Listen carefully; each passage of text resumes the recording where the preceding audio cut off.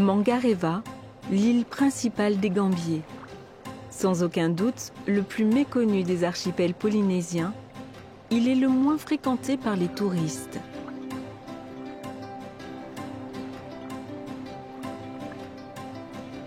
Situé à 1500 km à l'est de Tahiti, il est composé de 14 îles, dont 6 principales, réunies dans un même lagon. Dans cet archipel si singulier, se tourner vers l'intérieur de l'île et ses sommets, oser franchir le seuil de ses forêts et fouler ses sentiers, offre des découvertes comme nulle part ailleurs. Les Gambiers possèdent sans doute les sentiers les mieux entretenus de Polynésie. Toute l'île de Mangareva est praticable à pied et les chemins qui la serpentent proposent aux visiteurs des décors aussi différents qu'éblouissants. Bien qu'elle soit très belle en l'état, les forêts des Gambiers sont aussi le théâtre d'un combat sans merci entre l'homme et la nature, dont l'issue fragile serait le retour à un écosystème indigène et endémique aujourd'hui fortement menacé.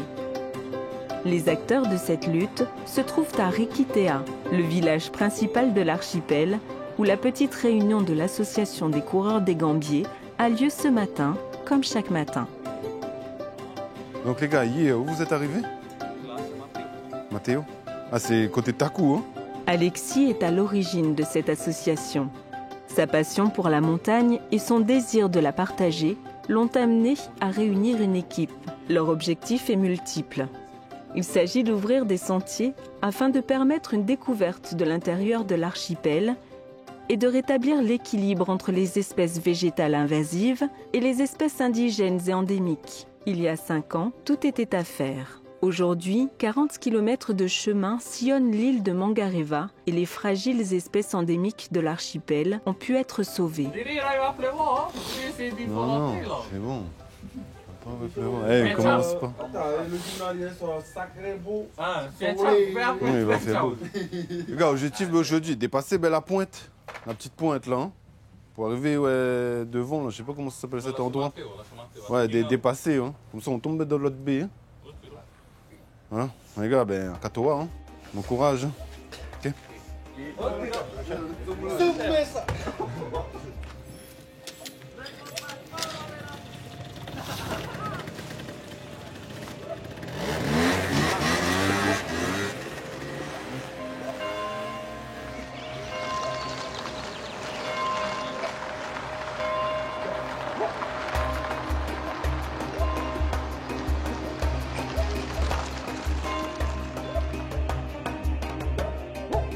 Ils sont les ouvreurs de piste des Gambiers, une poignée de bénévoles passionnés qui travaillent d'arrache-pied pour que leur archipel s'écrive et se raconte aussi à travers des sentiers.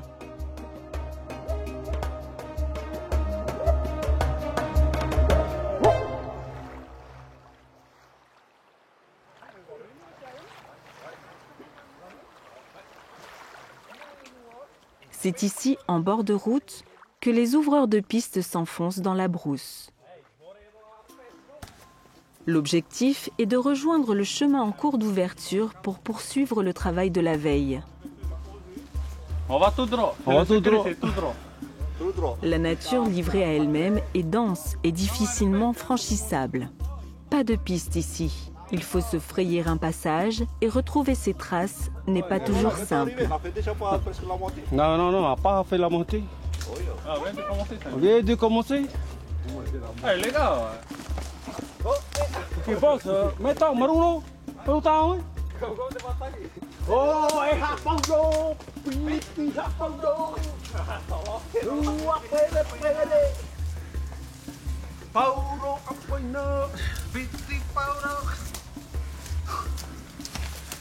Ne rien faire, ce serait laisser l'île se revêtir de cette végétation envahissante. Après 20 minutes d'ascension, le point visé est atteint. Le vrai travail commence maintenant.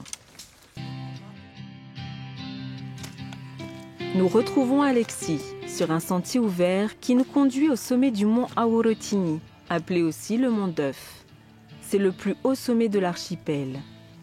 Parcourir régulièrement les sentiers fait partie intégrante du lourd travail de leur entretien. Pour aller faire ça, il faut vouloir le faire d'abord, quoi. Voilà, il faut le faire avec le cœur surtout. Hein. sinon c'est pas la peine. Hein. Si déjà le matin t'as pas envie d'aller, c'est pas la peine, il vaut mieux rester où tu es. C'est en montagne, hein, c'est difficile. Hein. Il faut marcher, il faut emmener les machines, le carburant.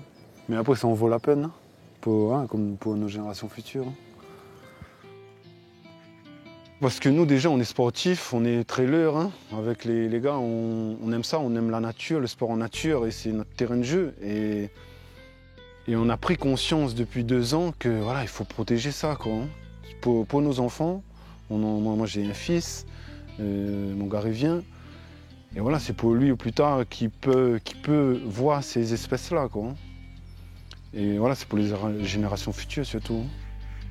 Sur le chemin, Alexis retrouve Antoine, un mangarévien passionné par la nature qui l'aide dans l'ouverture des sentiers et dans la préservation des espèces endémiques protégées. T'as mangé? Joli notre pépé. Hein. Donc là, on est en pépé Ouma, c'est un site ancestral. Hein. Ouma, c'était un personnage. Un personnage, à ce qui paraît, c'était un géant. Non, ce que raconte la légende, c'était un géant, il était le gardien du site. Et il pouvait, d'où il est là, voir ce qui se passe et voir les ennemis arriver de la baie. Le site contient des espèces végétales endémiques des Gambiers, dont le kohariki. C'est là le vrai, hein. Ouais. Le kohariki. Le reste, c'est... Le reste, c'est hybride. Hybride, voilà. C'est l'arbre hein, qui se trouve là en face de nous. C'est le dernier kohariki de Mangareva. Tout autour, c'est des espèces hybrides. Donc notre but là de l'association, c'est d'entretenir ce site et de protéger cette espèce endémique et essayer de les reproduire, quoi, hein, de reproduire le vrai kohariki. Le but du projet, c'était ça. Donc protéger les espèces endémiques, essayer de les reproduire et combattre les espèces envahissantes. Hein. Après, à côté, on entretient les sentiers et on protège voilà, ce qu'il y a à protéger. Quoi. Parce qu'à Mangareva, on n'a que 12 espèces endémiques. Et certaines espèces, il ne reste qu'un pied et d'autres, on n'a même pas retrouvé. Hein. Donc c'est un dur combat, un long combat. Et on fait ce qu'on peut, hein. Mais on fait déjà ce qu'on peut. Au Gambier, il y a à peu près une centaine de plantes qui sont natives, qui sont venues naturellement. Donc. Et sur la centaine, il y en a une dizaine qui sont endémiques, grosso modo une dizaine endémiques des Gambiers, donc qui n'existent que là-bas. Et sur ces 10, il y en a 2 qu'on n'a jamais pu retrouver, qui ont été décrites dans le milieu du 20e siècle. Et depuis, on ne les a pas retrouvées, malheureusement.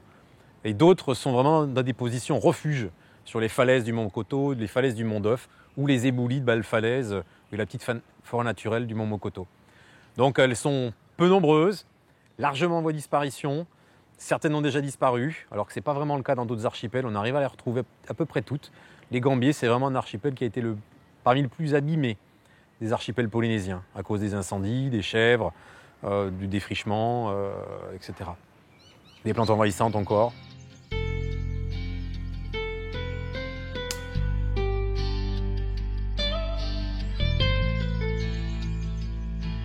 Voilà, donc l'action sur les barbadines, ça a bien fonctionné.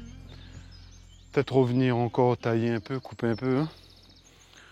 Hein. Le but c'est de protéger cette plante-là. Toute cette plante-là, c'est une espèce endémique. Donc voilà, donc ça c'est une espèce endémique des Gambiers. C'est une liane, hein, le tarakoa, c'est une espèce protégée. Hein. Donc la dernière fois qu'on est venu, là, on a pu avoir des graines. Il y en a ici, après il y en a aussi là au Mont Mokoto, dans une zone. Donc la particularité, ça monte sur les falaises. Hein. Et il y en a aussi là sur la crête.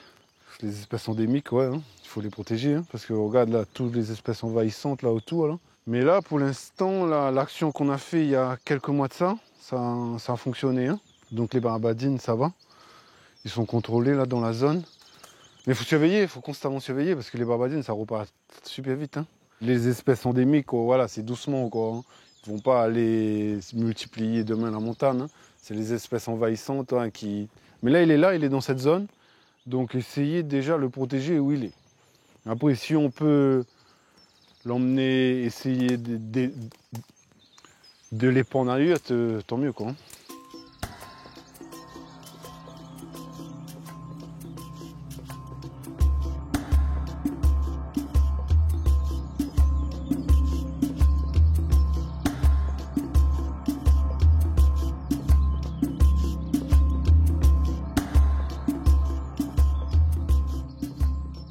Bon, c'est un combat sans fin, hein. C'est un boulot de tous les jours. Déjà, l'entretien des sentiers. Hein. Les sentiers de randonnée, si au bout de 3 mois, il n'y a pas d'entretien, hein, ça passe plus. Hein. Et comme les espèces endémiques, si on ne fait rien, ben, aujourd'hui, il reste 2 pieds. Dans 10 ans, il n'y a plus rien. Hein. Ces espèces envahissantes-là, ça a été emmené par l'homme. Mais l'homme, il y a on va dire 70 ans de ça, il a planté ça en croyant que c'était bon. Mais en fait, non, quoi. Donc on essaye de rattraper, mais c'est pas facile, quoi. C'est une fierté aussi pour nous, les panneaux directionnels, ça nous tenait à cœur. Donc c'est le collège Saint-Raphaël qui a fait les panneaux pour notre association. Et c'est les élèves avec les profs. Et on est venu poser les panneaux avec les élèves et les profs. C'est important aussi que les enfants qui balisent leur propre île, ils sont contents. Hein. Donc ils viennent baliser, ça leur fait une sortie. Et surtout, ils ont fait eux-mêmes les panneaux. Et c'est une fierté pour eux. Hein. Ils étaient tout contents là, quand ils venaient poser les panneaux. Ils étaient fatigués, mais ils étaient contents et heureux quand de la balade. Donc là, on va direction Mont-Rotigny. Bon, encore là, on n'est pas encore arrivé à la moitié. Hein. Donc ça commence à monter bien raide. Ouais, c'est une bonne ascension.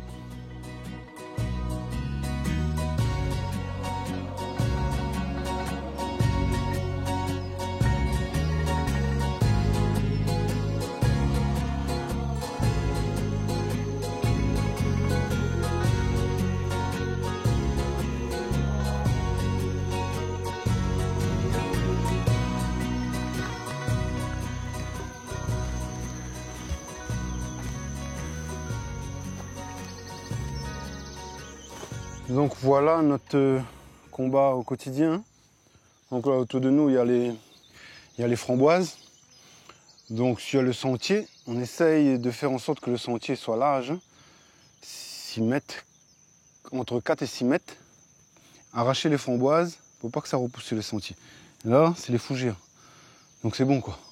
Et il faut continuer parce que si on arrête, demain il n'y aura plus de fougères, c'est les framboises qui vont revenir. Hein. Donc c'est un premier travail d'abord avec les bénévoles, un gros travail d'arrachage avec la main. Et après, dès hier, dans quelques mois, c'est que de l'entretien avec la machine. À l'autre bout de l'île, le travail harassant avance. C'est une tâche quotidienne sans répit que ce vaste projet qui consiste à préserver un certain équilibre entre espèces envahissantes, indigènes et endémiques.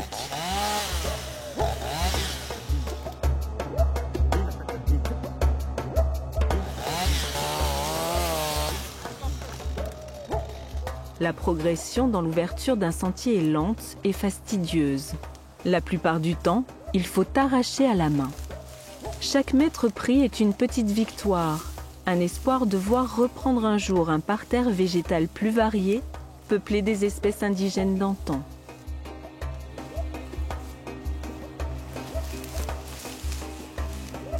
C'est un combat sans fin pour maintenir vivant un écosystème ancestral qui se meurt et qui représente pourtant le socle d'une histoire et d'une culture polynésienne. Les ouvreurs de pistes des Gambiers font bien plus qu'ouvrir de simples chemins. Le chemin qu'on prend tous les jours, c'est très physique. Par jour, nous, on avance peut-être 50 mètres, 100 mètres, plus ou moins 100 mètres. Ah, c'est carrément important pour moi et pour le peuple mongaréen. On a dit que les Mongaréens n'ont jamais découvert la montagne. La plupart des Mongaréens, ils ne viennent pas dans la montagne. Peut-être avant. Et c'est ça l'objectif que nous, on est dans les sentiers. C'est pour eux.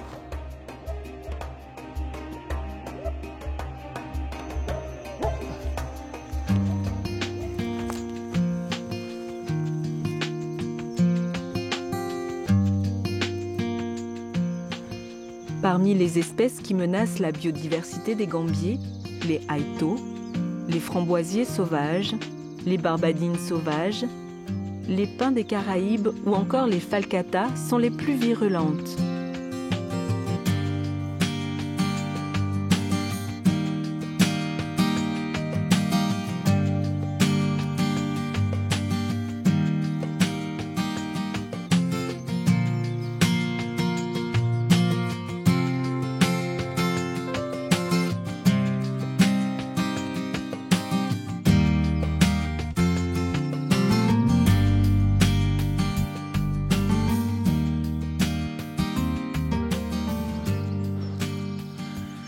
Bon ben voilà, le sommet du mont Arotini, mont d'œuf, mais on préfère dire mont Arotini. 440 mètres d'altitude, on a la vue sur toute l'archipel. Je suis très souvent là.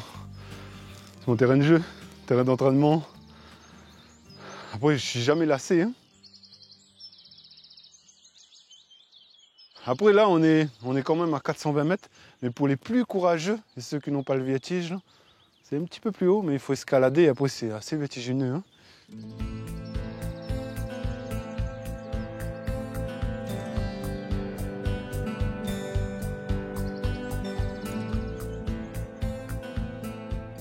Je pense qu'on est une des seules îles de Polynésie à avoir autant de sentiers balisés et entretenus toute l'année. On a vraiment de la chance, hein. Les touristes ils sont gâtés quand ils viennent. Nous aussi, le mont Garévien. Perché sur le mont Awarotini, le plus haut sommet des Gambiers, on peut apercevoir les limites de l'archipel dessinées par le récif en partie immergé. À quelques centaines de mètres à vol d'oiseau, un curieux sommet dégarni se dresse fièrement. C'est en train de se dégager. Petit nuage qui est passé là, c'est le mont Koto. C'est le mont Mankoto. Il est couvert là, par un petit nuage de passage. Là. Il est à 420 mètres d'altitude. Vous voyez, il n'y a pas d'arbre. Et là, c'est en train de monter là. Les pinus. Doucement, doucement, ils sont en train de monter. Donc notre but là, c'est d'empêcher qu'ils envahissent tout le mont Koto. Quoi. C'est un travail titanesque aussi. Hein. Il faut emmener la tronçonneuse, couper. Je sais pas, je suis pratiquement tous les jours en montagne. Ouais, tous les jours. Il y a d'autres sentiers. Hein. Je ne suis pas tout le temps au mont d'œuf, au mont Koto. Il y a aussi les crêtes. Il y a le mont Kotaka. Il y a les traversières. Après, parfois, ça m'arrive de faire le tour de l'île. Mais je découvre encore des endroits. Hein, parce que là, on est en train d'ouvrir des nouveaux sentiers. Donc, on découvre aussi en même temps. On n'a pas fini encore de découvrir l'île. Maintenant, c'est petit, c'est pas immense. Quoi. Mais ouais, j'ai pas fini de découvrir l'île.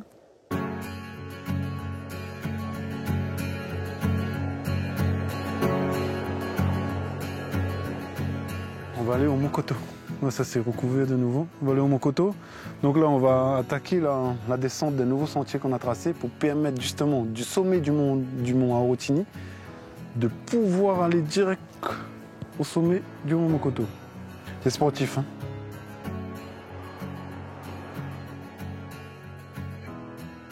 Pour rallier les deux sommets, il faut redescendre un peu.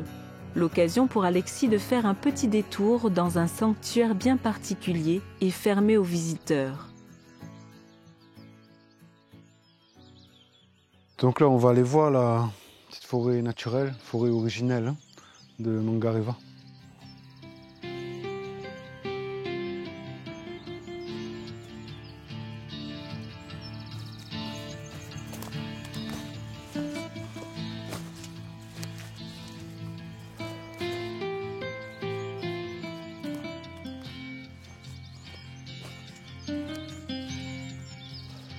On est devant notre forêt originelle. La seule qui nous reste où il y a pas mal d'espèces endémiques et indigènes des Gambiers. Ce qu'il y a à l'intérieur de l'enclos, c'est vraiment la forêt originelle de Mangareva. Hein.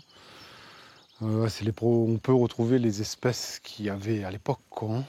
Bon, on a clôturé hein, pour pas que les animaux puissent entrer à l'intérieur et ça permet aussi de dire voilà, stop quoi.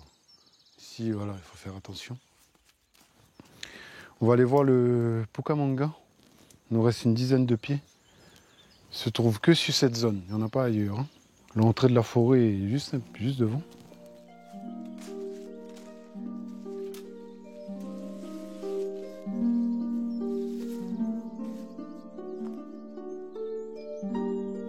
Ici, la différence, on n'essaye pas trop de tracer de grands sentiers, tu vois.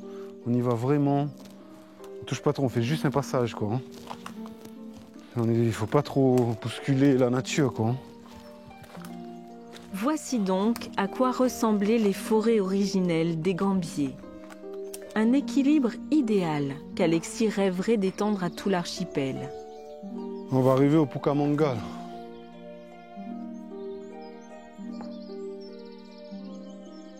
Voilà le Pukamanga, juste l'arbre devant nous, là. C'est le plus ancien. Hein.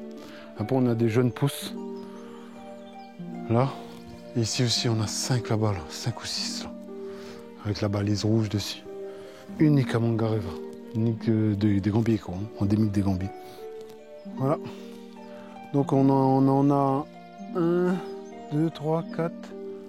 Voilà, donc c'est des jeunes, mais non, c'est des vieux aussi. Mais ça prend extrêmement de temps à se développer. C'est ça le problème des espèces rares et endémiques. Hein. Malheureusement, le savoir traditionnel sur les plantes au Gambier a un peu disparu depuis assez longtemps. Même les botanistes qui sont passés dans le courant du XXe siècle, début XXe, ils ont pu relever des noms, mais c'est très inexact, très parcellaire. Donc on a relativement peu d'informations sur l'usage de ces plantes-là. Là déjà, son nom vernaculaire, mangarivien, on n'est pas sûr que ça a été Pucamanga, mais quoi qu'il en soit, on l'a réutilisé pour cet arbre. Donc on a très peu de savoir sur cette plante. Les équivalents du Pisonia austro-orientalis, c'est Pisonia tahitiensis de Tahiti, qui n'a pas d'usage traditionnel. Il y en a aux Australes, les Pisonia aussi, ils n'ont pas d'usage traditionnel. En tout cas, ils ne sont pas parvenus jusqu'à nous. Et ces plantes-là, généralement, ne sont plus nommées. Bon, ça veut dire aussi, si elles ne sont plus nommées, c'est qu'elles n'étaient plus utilisées depuis assez longtemps.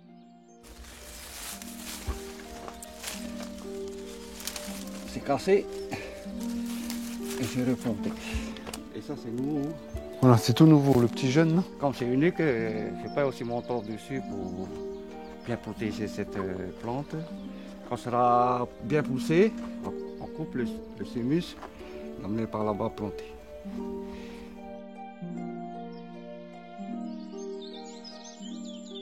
Pourquoi je n'ai pas coupé? Il ne faut pas vite que le soleil va dessus. Oui, mais après, voilà, commence à appuyer dessus. Le but, c'est la gueule, c'est couper par la fin. Voilà, juste là. Hein. Ouais. Ouais.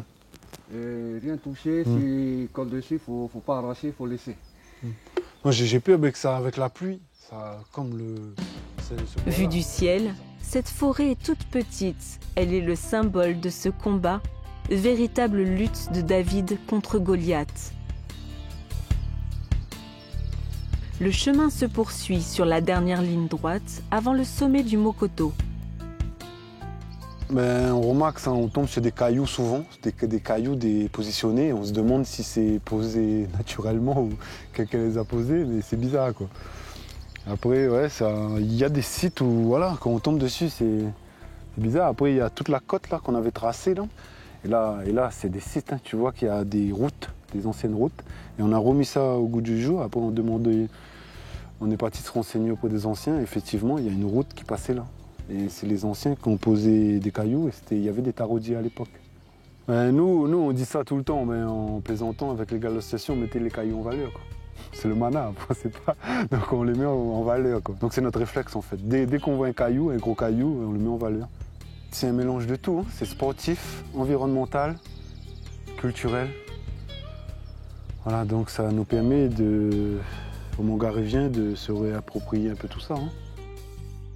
Bon ben là, c'est quand on a tracé, on a ouvert ce sentier-là. Hein. Il n'y avait aucun sentier. Après on est tombé là-dessus. Voilà, donc comment. Voilà, c'est un peu inexplicable, quoi. Hein. Il est bizarre, quoi. Et donc là, on a essayé de le faire une petite coiffe, mettre en valeur. Il est tout beau, là.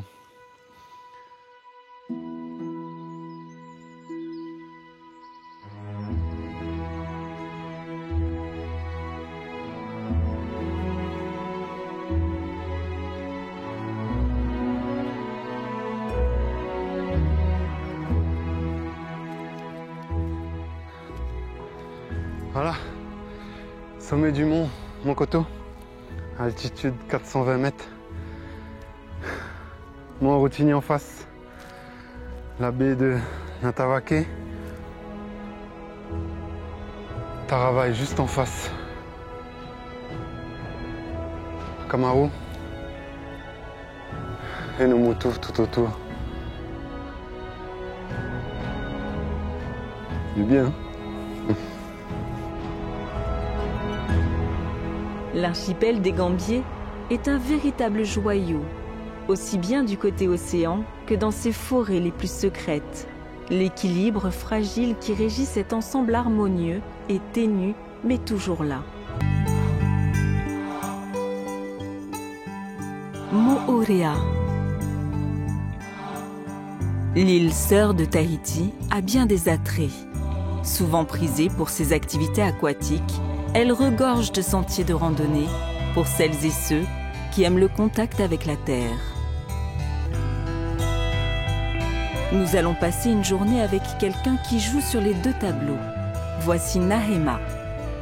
Cette jeune femme de 32 ans ne se repose jamais. Toute passionnée qu'elle est par la pêche au gros, elle passe 2 à 3 jours par semaine sur un potimarara, bateau spécialement créé pour la pêche sportive. Elle part ainsi pêcher le poisson qu'elle mettra au menu de son restaurant ambulant, sa roulotte, la bien nommée Pura Vida, un hommage à sa vie qu'elle mène à 100 à l'heure. Mais ce n'est pas tout. Les autres jours de la semaine, elle propose au public une randonnée très originale. Découvrir le centre de l'île en moto électrique.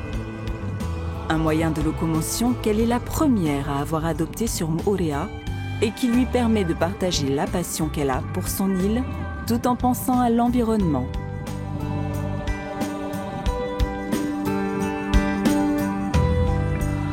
Les motos électriques de Nahema sont de belles petites montures. Elles sont capables de rouler 60 km et leur poids plume, 50 kg, leur permet de vous amener presque partout.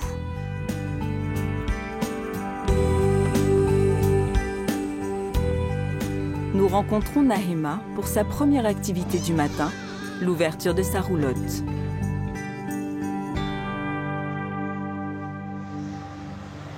C'est toujours gratifiant d'aller pêcher son poisson et de l'emmener, le vendre à ses clients, quoi. Et surtout que là, on le prépare, donc c'est différent. Et c'est vrai que, en tant que femme, généralement, au début, les réactions des pêcheurs, ça a été « Waouh, qu'est-ce qu'elle fait là ?» et tout. Et en vue de ma détermination, ils ont vite compris que c'est pas parce qu'on est des femmes qu'on n'a pas le droit ou on peut pas faire ce que les hommes font. Et c'est vrai que j'ai tendance à aller vers des activités masculines. J'ai besoin de bouger et justement de sortir de ma zone de confort. Et avec la pêche et les motos, j'ai bien trouvé ça. Ça me permet de faire autre chose et de me prouver à moi-même jusqu'où je suis capable d'y aller et puis de montrer un peu aux femmes que c'est pas parce qu'on nous dit qu'on peut pas qu'on va pas y arriver. On y arrive toujours quand on se donne les moyens, je pense. La plupart des clients me demandent de secret et moi j'aime bien dire beaucoup d'amour dans ce que je fais. Les présentations sont faites, nous pouvons partir en balade. Direction la vallée de Opunohu, dans la caldeira de Moorea.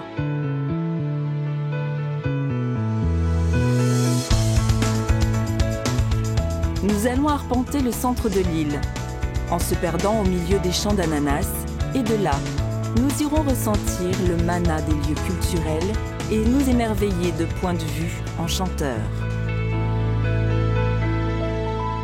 Mais que serait une randonnée si elle n'était pas parsemée de rencontres?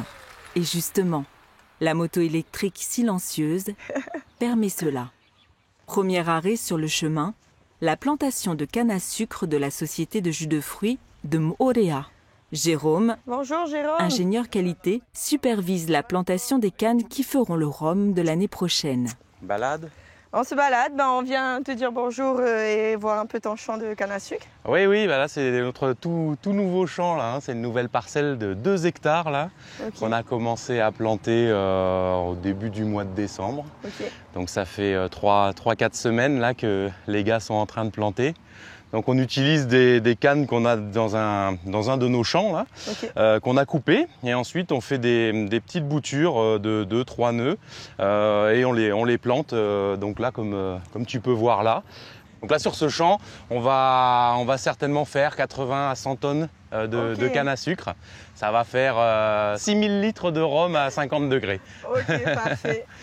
Donc là aujourd'hui, grâce à cette parcelle, on a pu concrétiser l'embauche de plusieurs jeunes. Donc là, on a une dizaine de personnes qui travaillent pour nous là en ce moment. Donc ce sont la plupart des contrats saisonniers, mais qui seront amenés à être de nouveau embauchés pour la période de récolte qui commence en juillet. Donc on espère une création de plusieurs dizaines d'emplois dans les 3 prochaines années. Après, c'est transformé donc en jus de canne à l'usine Rotui. Donc on a un moulin qui presse la canne, on fermente la canne et on fait du rhum de Opunohu. Bah, vivement la dégustation. Ah oui, avec plaisir.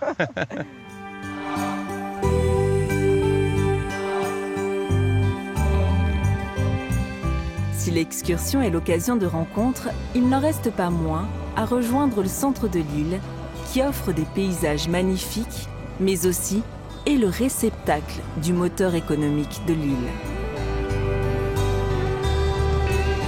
On vient d'arriver au point de départ de nos tours à Opunhoe, à savoir que Opunhoe, la particularité d'Opunhoe, c'est qu'il y a beaucoup d'agriculteurs d'ananas qui viennent. Et on est dans le cratère, au plein milieu du cratère de Moorea, donc entouré de toutes les montagnes de Moorea.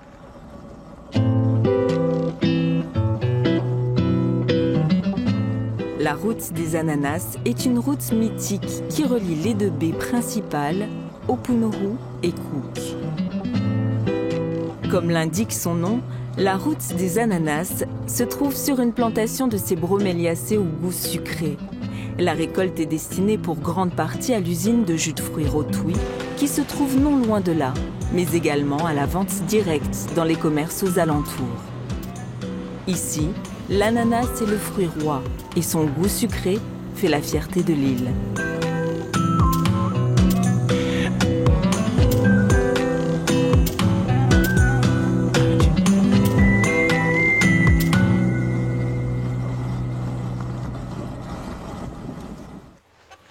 On fait un petit détour et on vient voir Eric, agriculteur d'ananas depuis 35 ans et je pense que c'est un très beau métier. Yorana, Eric! Bonjour, bienvenue. Comment ça va? Et toi? Bah, très bien, hein, au milieu des champs des ananas. Donc voilà. Ça fait 35 ans que tu... Oui, j'ai commencé en 86, ça fait un moment. Ok. Je sais pas ce qu'on peut faire un jour les ananas, c'est le hasard, voilà, des choses. Et l'ananas, en gros, met combien de temps avant de pouvoir récolter? Bon, un ananas, il faut attendre 1 an et quelques. En ce moment, on est en pleine saison d'ananas. Ok.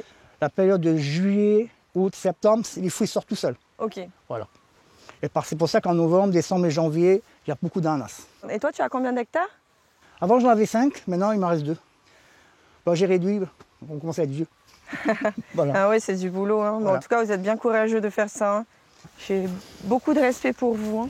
C'est pas un métier... De toute façon, ça pique. L'ananas, c'est du Queen. Hein. Et ça vient du Brésil.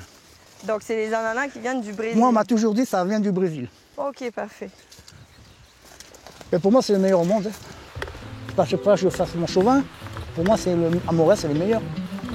Parce que quand même, on a un beau site pour planter ici. Il faut imaginer que la vallée d'Opunohu, très fertile, a au fil de l'histoire vu pousser sur son sol canne à sucre, riz, coton et même vanille. C'est dans les années 70 que l'ananas a été implanté, suite à une maladie qui a décimé la vanille. Coco, ancien président de la coopérative des producteurs d'ananas de Moorea, la COPAM, et cultivateur lui-même, revient sur les débuts de la culture du fameux fruit jaune, devenu si emblématique. Voilà. Donc cette photo-là, c'est une très très vieille photo. Journée de l'ananas, avec tous les anciens, j'étais encore très très jeune. Pour l'ananas, c'est M. Piero Nardi qui a trouvé les premiers rejets dans une vallée de Paupau, un vieux Tahitien, et puis il a demandé s'il pouvait les acheter. Et le Tahitien, il a hoché de la tête. Ça veut dire qu'il ne va pas les vendre. Il a dit non, je ne te les vends pas, mais je te les donne à une condition. Quand tu auras beaucoup de rejets, tu te distribues aux autres. Et c'est comme ça que c'est parti. Dans le temps déjà, il y a une 50aine d'années, il y avait plus de 100 agriculteurs. Parce qu'il y avait les professionnels et puis il y en avait aussi des gens qui avaient du travail et puis qui voulaient faire des ananas en même temps. C'est pour ça qu'on a eu cette haute augmentation en production. On n'arrivait plus à tout liquider sur le marché du fruit. Donc on a voulu monter une coopérative et puis aussi avec le territoire de monter une usine de jus de fruits. Ici, dans cette photo-là, on a quelques anciens avec le président dans le hangar de la coopérative. Aujourd'hui, depuis 2013, quand j'étais encore président, on était 54, aujourd'hui on est moins de 20. Alors, on se demande un peu où est-ce qu'on va aller, parce que la nouvelle génération ne veut plus investir dedans. C'est vrai que ça fait du travail, mais il faut du courage, quoi. Comme dans toute l'agriculture, hein. Il n'y a pas que nous, hein. Mais revenons à notre tour de vallée et retrouvons Eric en compagnie de Nahema. J'espère que ce métier-là ne va pas disparaître parce qu'on n'est plus beaucoup. J'aimerais qu'il y a d'autres qui viennent, qui reprennent la relève. Voilà. Actuellement, avec la production d'ananas qu'on a, on est moins nombreux. Il faudrait 2000 tonnes par an. L'usine a besoin de 1500 et le marché autant. Le marché, il a explosé. On a des bons produits, on pourrait miser. Allez, Nama, je te propose de monter sur ce beau rocher, tu verras une super vue. Mais moi, je ne peux pas monter parce que j'ai un problème de hanche. Ok, parfait. Génial.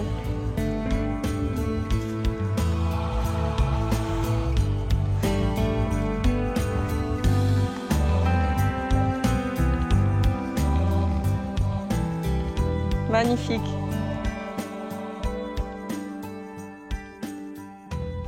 Très belle rencontre avec Eric et tu vois que ben voilà, c'est un passionné. S'il fait ça depuis 35 ans, je pense qu'il faut être passionné pour pouvoir, je sais pas, c'est pas donné à tout le monde d'aller ramasser. Tu es toute la journée baissé, ça te pique, c'était au soleil. Enfin, voilà, c'est pas donné à tout le monde et je respecte énormément ces genres de métiers-là. Je respecte ces personnes-là qui nous donnent justement. Et voilà, nous, c'est facile, on va acheter des ananas, mais on ne se rend pas compte du travail qu'il y a derrière et chapeau bas à ces personnes-là. Et pour moi, c'est important aussi de partager cette histoire, de montrer aux gens ce qu'on a, ce qu'on possède et notre richesse. Je pense que c'est important.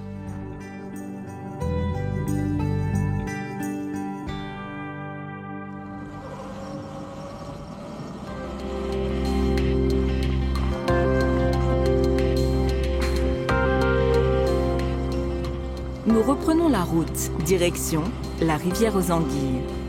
Mais avant, nous passerons par un petit chemin de traverse dont Nahema a le secret.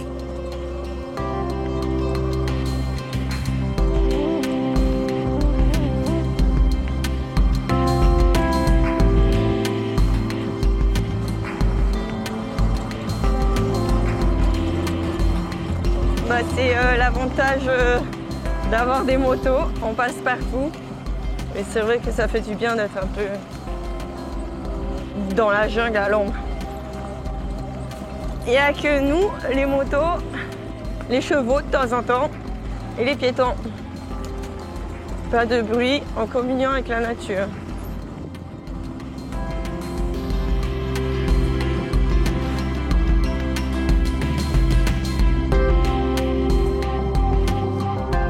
Là, on est dans un parcours assez simple. La route, elle est droite, il y a quelques petits racings, mais bon, ça passe. Là, c'est le parcours voilà, pour les débutants, pour essayer les motos, pour se familiariser un peu avec. Moi, je dis souvent à mes clients de serrer les jambes, de serrer la moto avec les jambes. Tu as plus de maintien et d'équilibre, et puis tu forces moins sur tes bras. Et voilà, plus tu freines pour les débutants, plus tu freines, plus tu vas doucement, moins tu as de l'équilibre. Donc plus tu donnes un peu de peps, plus tu vas un peu plus vite, plus la moto elle arrive à bien être équilibrée et toi tu arrives à pouvoir tenir ton rythme. Après cette petite leçon de pilotage, nous arrivons à la rivière aux Anguilles.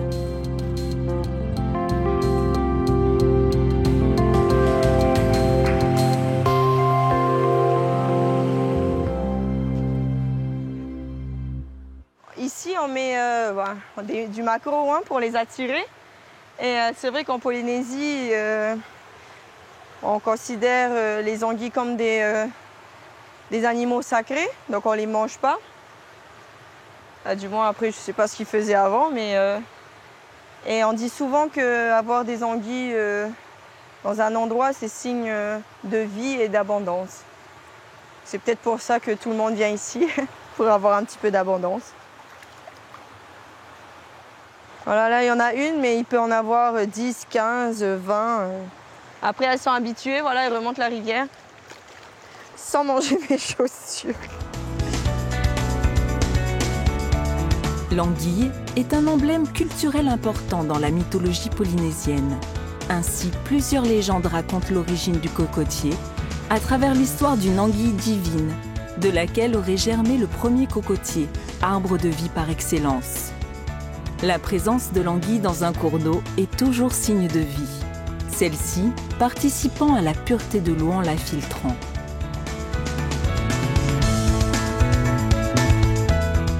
Nous continuons notre balade. Nous allons prendre un peu de hauteur et rejoindre le bout de la route, qu'on appelle ici le Belvédère. D'ici, on voit bien les deux baies, séparées par le mont Rotui.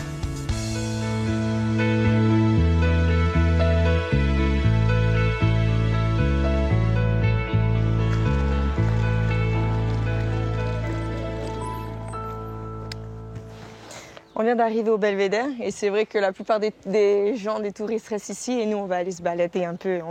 On va faire une demi-heure de marche et on va aller aux Trois Pinus. Les Trois Pinus, un nom un peu étrange pour un lieu qui vaut le détour. Les pinus, ce sont les conifères qui ont été plantés dans toute la Polynésie française dans les années 70. Aujourd'hui, ils sont arrivés à maturité et leur exploitation bat son plein. Là où nous nous rendons, ils sont au nombre de 3 et nous réservent une petite surprise. C'est vrai que c'est une petite balade que je viens faire régulièrement avec mon fils, c'est très accessible et on a la possibilité et la chance pour nous de pouvoir venir voir un peu Montréal d'une autre façon et voir d'autres paysages. C'est l'occasion pour Nahema de s'exprimer sur sa vie de femme qu'elle mène à plein régime. Mais voilà, c'est vrai qu'être maman célibataire et gérer des business, ça demande de l'investissement en plus. Mais bon, on y arrive et c'est ce qui fait de nous aujourd'hui des femmes fortes et indépendantes. Et j'encourage toutes les femmes à croire en leurs rêves et à aller au bout de leurs convictions. Et si tu prends un chemin et qu'il y a une embûche, eh ben tu le contournes parce qu'il y a toujours des solutions. Juste être positive et avancer, ça fait du bien. Ça fait du bien à ton entourage et ça fait du bien à ton esprit et à ton corps. Ouh. On se retrouve devant Bagnan, là.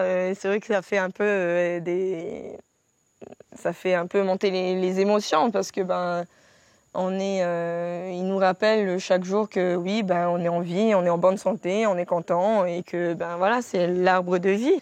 Je me suis faite il y a quelques mois de cela un tatouage qui représente l'arbre de vie.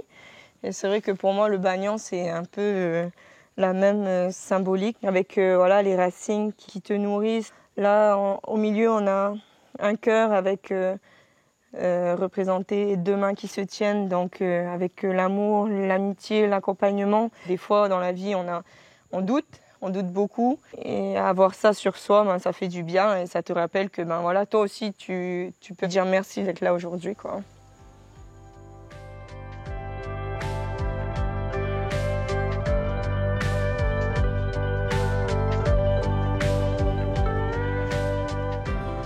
Ça y est, on est arrivé aux Trois Pinus. Je vais vous montrer un peu une petite surprise, ce que j'aime bien faire en venant ici. Ça te donne un peu une sensation de liberté et d'envol. Donc suivez-moi.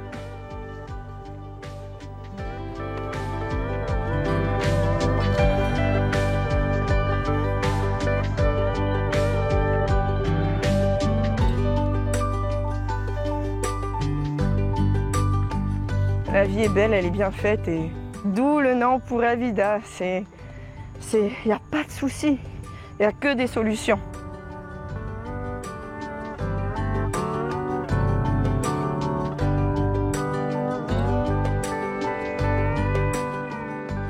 Après ce moment propice à l'introspection, il est temps de redescendre. Nous allons rejoindre la dernière étape du tour que propose Nahema.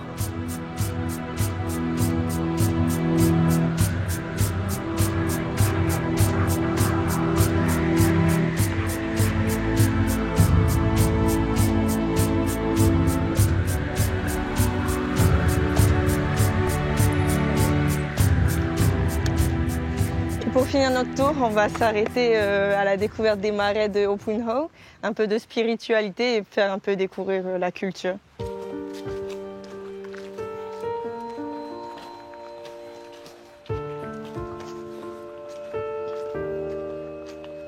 Non mais magnifique ici, entouré des mappés, des marais. Un super lieu pour se ressourcer. Ces genres d'endroits-là, c'est vrai qu'il y a beaucoup d'énergie, pour moi, c'est très spirituel, en rapport avec la culture. C'est vrai que depuis jeune, avec ma maman, on est dans la culture, avec la danse et tout. Et venir se ressourcer dans ces genres d'endroits-là, ça me fait du bien. Ça fait du bien de se retrouver toute seule avec soi-même et de passer du temps avec soi pour mieux repartir et pour être boostée par la suite. Mais ce lieu n'est pas uniquement culturel. Il abrite aussi un petit animal qui fait le bonheur des passionnés de nature. Matou, comment ça va? Ça va? Et toi? Cool, tu viens voir les oiseaux? Bah oui. Je viens me balader un peu, voir les marais et tout. Bah là, ça vient de chanter. Ah ouais? Il y avait un ici et je crois 2 là-bas. Des martins, des rouleaux. Oh, génial. Je vous présente Matou, un très bon ami à moi, qui depuis peu, je pense, est passionné par les oiseaux. Et donc, tu peux nous dire quel type d'oiseaux il y a ici? Alors moi, ce que je cherche, c'est les oiseaux endémiques. Okay. Donc là, sur Montréal, on en a 2. C'est le martin chasseur et le oupa, le pigeon vert, le ptilope. Là, je viens d'entendre le martin. Génial. Et ça fait combien de temps que tu te passionnes comme ça pour les oiseaux? Plusieurs mois, parce que moi, pendant 15 ans, j'étais focalisé sur la faune marine. Parce qu'en Polynésie, la faune marine, elle est spectaculaire. C'est les baleines, les dauphins, les requins. Et j'ai mis tout ce temps pour comprendre qu'en fait, sur Terre, il y avait des choses à voir aussi. Ok. Et les martins chasseurs, il y en a partout ou on peut en trouver aussi à Tahiti ou... Alors, le martin chasseur qu'on a à Montréal, c'est une espèce endémique de Montréal. Ça veut dire que c'est une espèce qu'on trouve nulle part au monde à part à Montréal. À Tahiti, il y a un autre martin chasseur qui est une espèce différente. Mais celui de Montréal, le martin chasseur de Young, il est vraiment qu'à Montréal. Ok, et tu penses que c'est une espèce en voie de disparition Alors pour l'instant, ça n'a pas l'air, au niveau de son statut, ça n'a pas l'air trop préoccupant. La grosse menace pour lui, c'est la perte de son habitat. Donc s'il commence à y avoir beaucoup d'urbanisation, de projets immobiliers, de recul de la forêt, là il va être en péril. Ouais. C'est quelque chose qui me tient à cœur. En fait, c'est des animaux que je ne connaissais pas du tout il y a encore quelques mois. Et je me suis rendu compte que j'habitais sur une île et que je ne connaissais même pas des oiseaux qui vivent là depuis des milliers et des milliers d'années. Donc, et puis plus j'ai commencé à les observer, plus je me suis vraiment fasciné par ces espèces parce qu'en fait c'est vraiment les gardiens de la forêt, c'est des espèces qui sont là depuis des temps immémoriaux. J'étais là avant même que les premiers Polynésiens posent le pied sur ces îles. Ils sont toujours là, ils ont survécu et c'est une espèce qui est fascinante. On va faire une pause ici, hein. On va écouter un peu. Donc c'est vraiment un trésor et qui est assez méconnu parce que finalement il y a peu de monde qui sait qu'on a un oiseau qui est unique à Montréal. C'est un petit oiseau qui fait 21 cm, qui est blanc, marron et qui chasse, d'où le nom martin chasseur, qui chasse des insectes et des petits lézards. Donc, le martin chasseur c'est une espèce qui est protégée et donc normalement à chaque fois qu'il y a un projet immobilier qui va prendre de l'emprise sur un terrain naturel, sur la forêt et du coup sur l'habitat du rouleau, on est censé faire une étude pour savoir si ça porte dommage à cet oiseau. Et c'est jamais fait. Ouais, donc c'est à nous à préserver un peu ces petits oiseaux-là. C'est ça.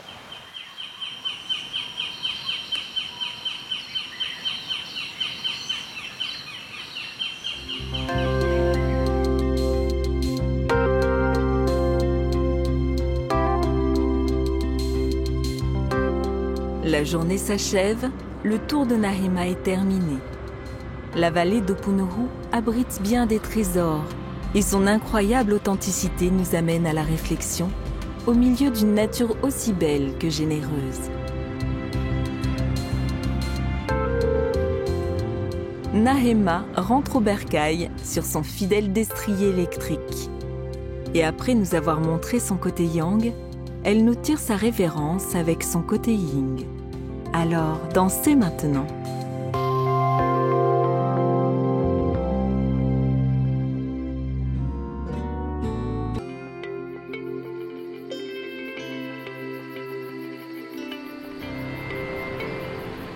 Mythique, cœur d'un Tahiti mystérieux, la vallée de la Papen'o fascine. Une forêt impénétrable enserrée par les plus hauts sommets de l'île. Une traversée du nord au sud que nous allons découvrir. Bienvenue au cœur d'une nature sauvage, loin des plages et de la circulation de Papeete. Angelina est guide de randonnée pédestre depuis 25 ans. Elle parcourt la montagne et conduit touristes et polynésiens sur des chemins qu'elle arpente régulièrement. Elle nous emmène dans un autre monde au centre de Tahiti, une aventure qui mêle 4x4 et marche. Un parcours qui nous conduit d'un versant de l'île à l'autre et qui n'est pas sans danger. L'aventure commence en voiture ou plutôt en 4x4, indispensable pour franchir les obstacles de la route.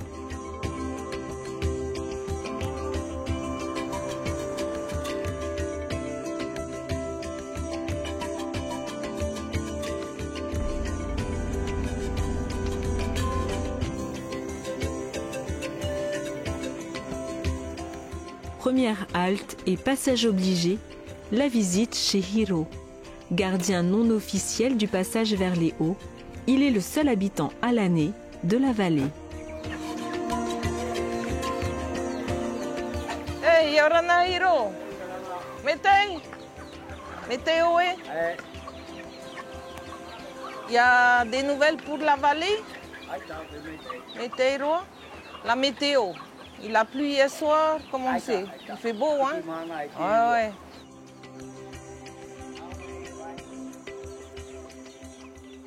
Ici, il y a tout. Tu es seul, tu es bien, il y a de l'eau, il y a à manger, il y a tout ce qu'il faut pour vivre. Si on dit pauvre, on n'est pas pauvre. J'ai les anguilles, j'ai les poissons, j'ai les chevrettes, j'ai les chèvres, j'ai les cochons, j'ai les oiseaux, les poulets. Il y a les pays, il y a tout ce qu'il faut dans la montagne. Mais il faut aller chercher. Une vallée qui peut être dangereuse avec des crues soudaines et meurtrières. Ce qui est important pour la sécurité, d'abord de prévenir une personne de la famille où est-ce que tu vas. Regardez la météo, il peut faire beau ici et une vallée qui est juste à côté, qui rejoint la rivière principale, elle peut mettre en crue. Nos anguilles sont toujours là? Oui. Voilà, toujours. Hein.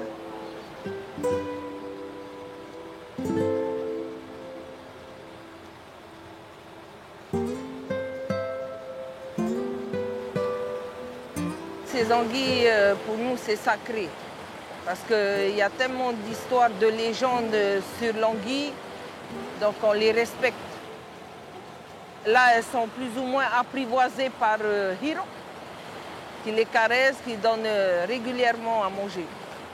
On appelle les anguilles en tahitien le pourri. Il y a des différentes variétés d'anguilles. Il y a le puitaria, il y a le puits où la couleur elle est plus ou moins marbrée. Il y a des anguilles qui peuvent grossir, il y a des anguilles elles restent petites, suivant la variété.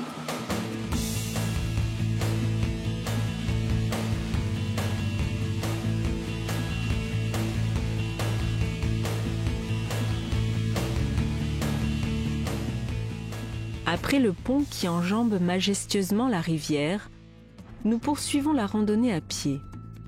Un quart d'heure à peine plus tard, sur la gauche de la route, un impressionnant marais chargé d'histoire se dresse. Un lieu sacré pour tous les Polynésiens, témoin d'une civilisation des vallées aujourd'hui disparue.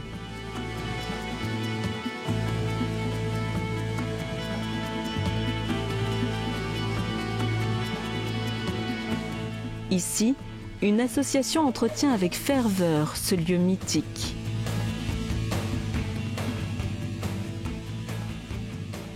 Je dépose une offrande de ma bienvenue pour nos ancêtres qui est enterrés et qui sont là, quoi.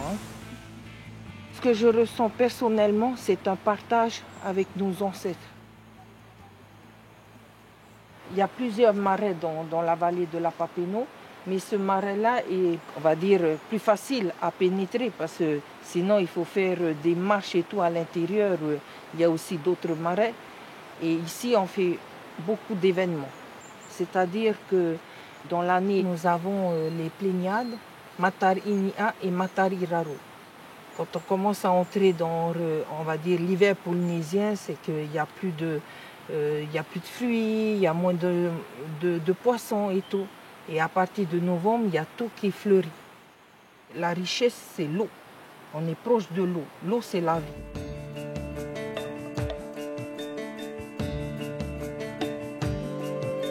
Papineau est assez spécial parce que plusieurs unités tribales, donc occupaient la vallée.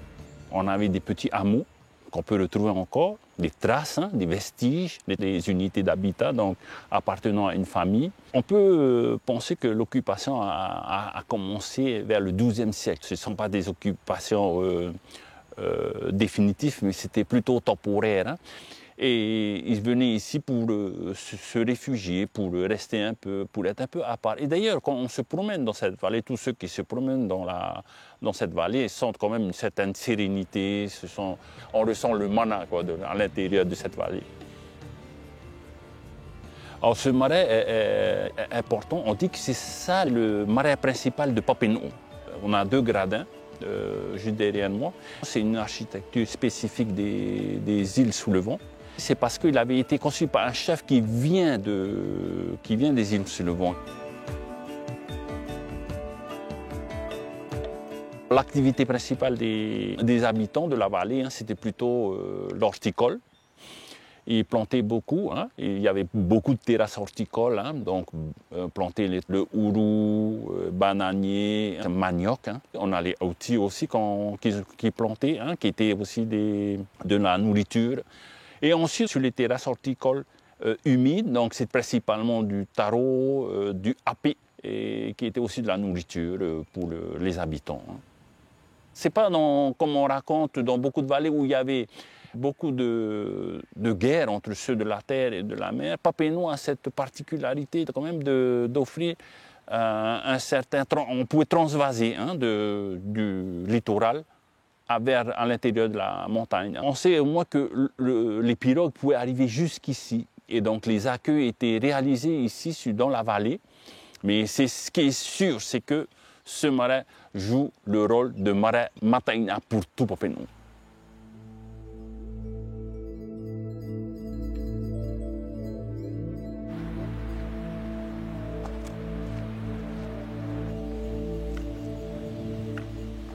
La randonnée se poursuit, la route s'élève, on s'enfonce dans le cœur de Tahiti et sa végétation luxuriante.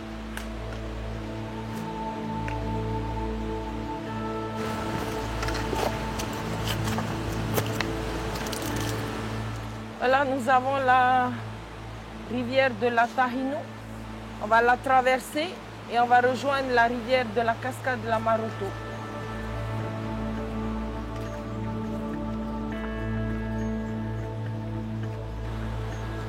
Le couvert végétal est impressionnant, arrosé par d'incessantes pluies. Ici, la pluviosité est bien supérieure à la côte.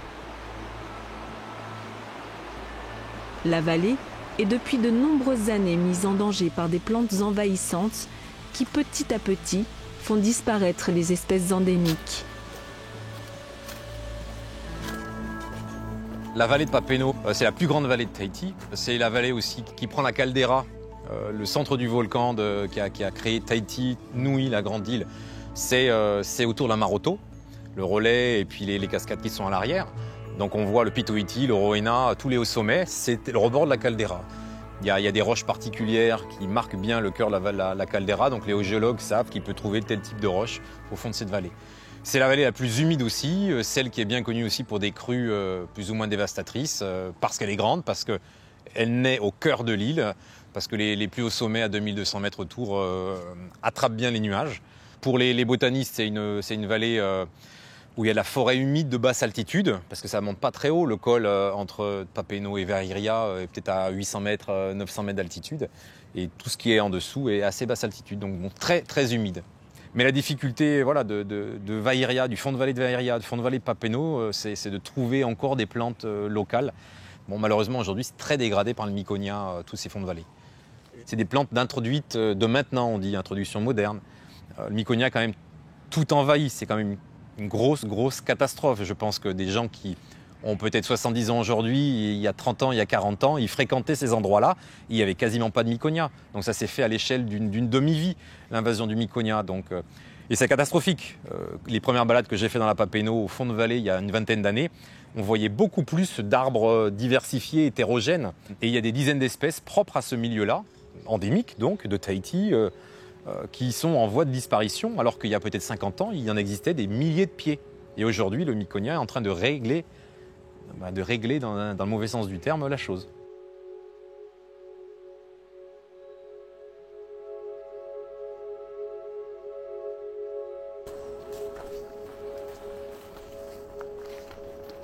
La randonnée continue. Angelina nous conduit dans l'un de ses lieux préférés, la cascade de la Maroto. Maroto. Une oasis de paix au centre de l'île. Une carte postale unique et rafraîchissante. Magnifique. Quand on vient au fond de la vallée de la Papeeno, si on n'est pas passé à la cascade Maroto, donc tu n'es pas venu dans la Papeeno. Et tu reçois ces embruns, ça te donne une force, une énergie. Et l'endroit est tellement magnifique que ça vaut une carte, comme on dit, une carte postale.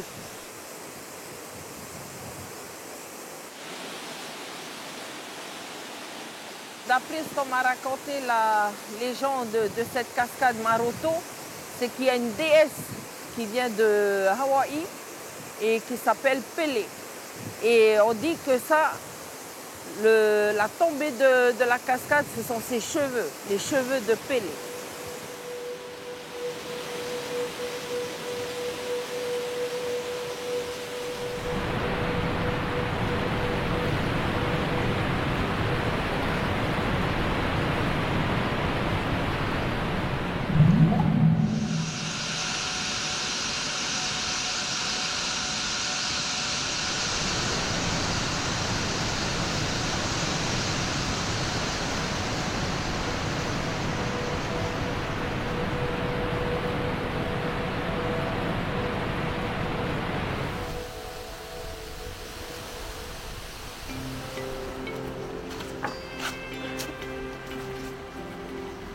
Après cette baignade vivifiante, Angelina rebrousse chemin.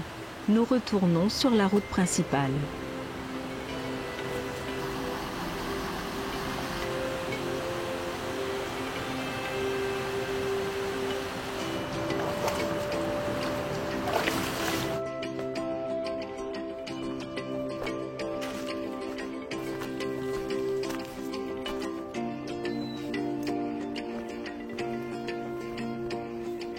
Un peu plus haut, la vallée s'élargit pour découvrir un des nombreux barrages édifiés pour produire de l'électricité, celui de Tahinu.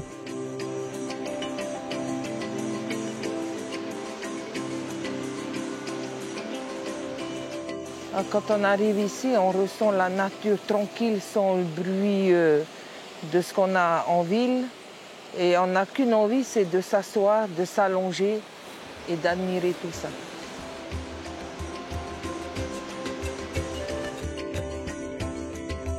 Nous sommes à mi-chemin et une étape s'impose. Ici existe un endroit unique perché sur une colline et dominé par les impressionnants sommets de l'île, le relais de la Maroto. Construit en 1976, il s'est un peu dégradé, mais l'endroit reste un havre de paix incroyable. Angelina connaît bien la gérante des lieux. Eh, Marina, Yorana, Meteiro, Aoti, Tatato mea randonnée, Tamera no Toto Tepo, Tama, e Anane, Harifau Randonnée. Teve. Alors, Anane et Arimato, ils ont mis un lac Vehiria. Ah, et pour Autonamataya. Et pour Naoye Far Imeyamato. Notre père Tama, Tauto, et Taufe Anane. Maruru Yawe. Maruru Yawe, tout Haramai. Notre éminent tout le monde.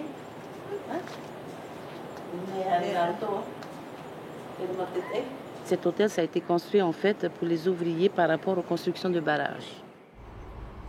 Ceux qui viennent, c'est plus pour se ressourcer, pour trouver la tranquillité, pour dégager un peu des stress qu'ils ont sur la côte.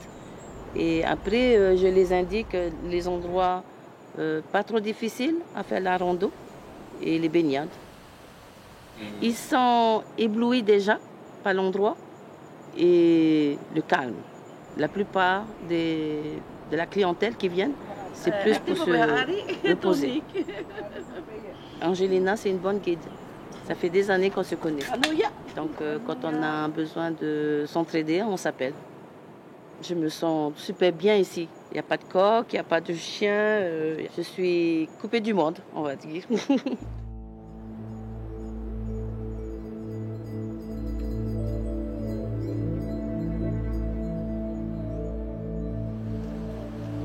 Le lendemain matin, après quelques gouttes d'eau habituelles et rafraîchissantes, le soleil reprend sa place.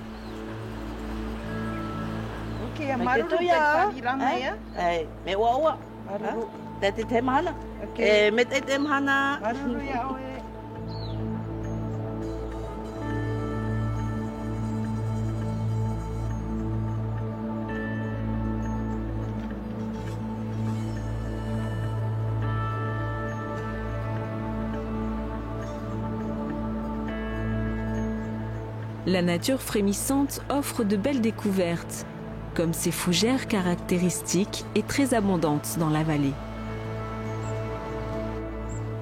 Voilà, nous avons la fougère géante qu'on appelle le nahé en tahitien et qu'on retrouve dans toutes les vallées, cette belle fougère magnifique.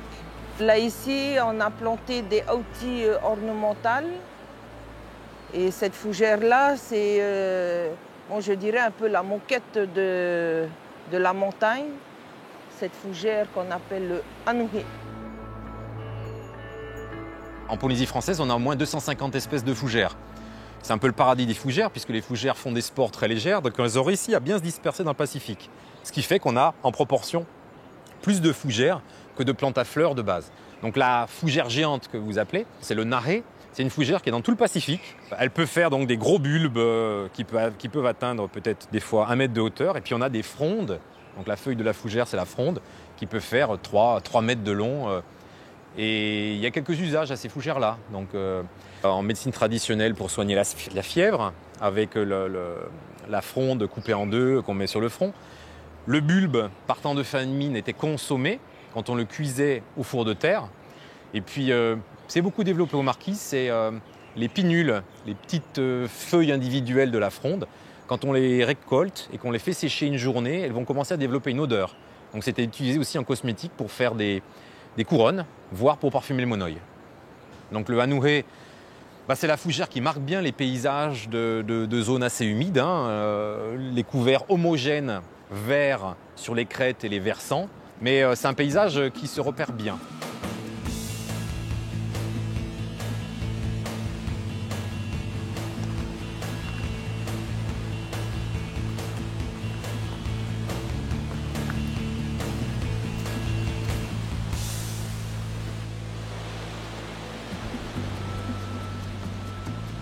Juste au-dessus de ces fougères, après quelques minutes de marche, d'éventuels frissons sont possibles dans des toboggans naturels que l'on croirait faits pour la glissade.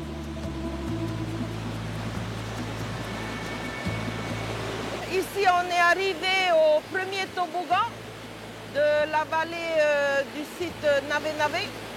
Et donc ici, les enfants viennent glisser. Et sinon, nous avons le deuxième un peu plus loin pour les personnes un peu plus sportives.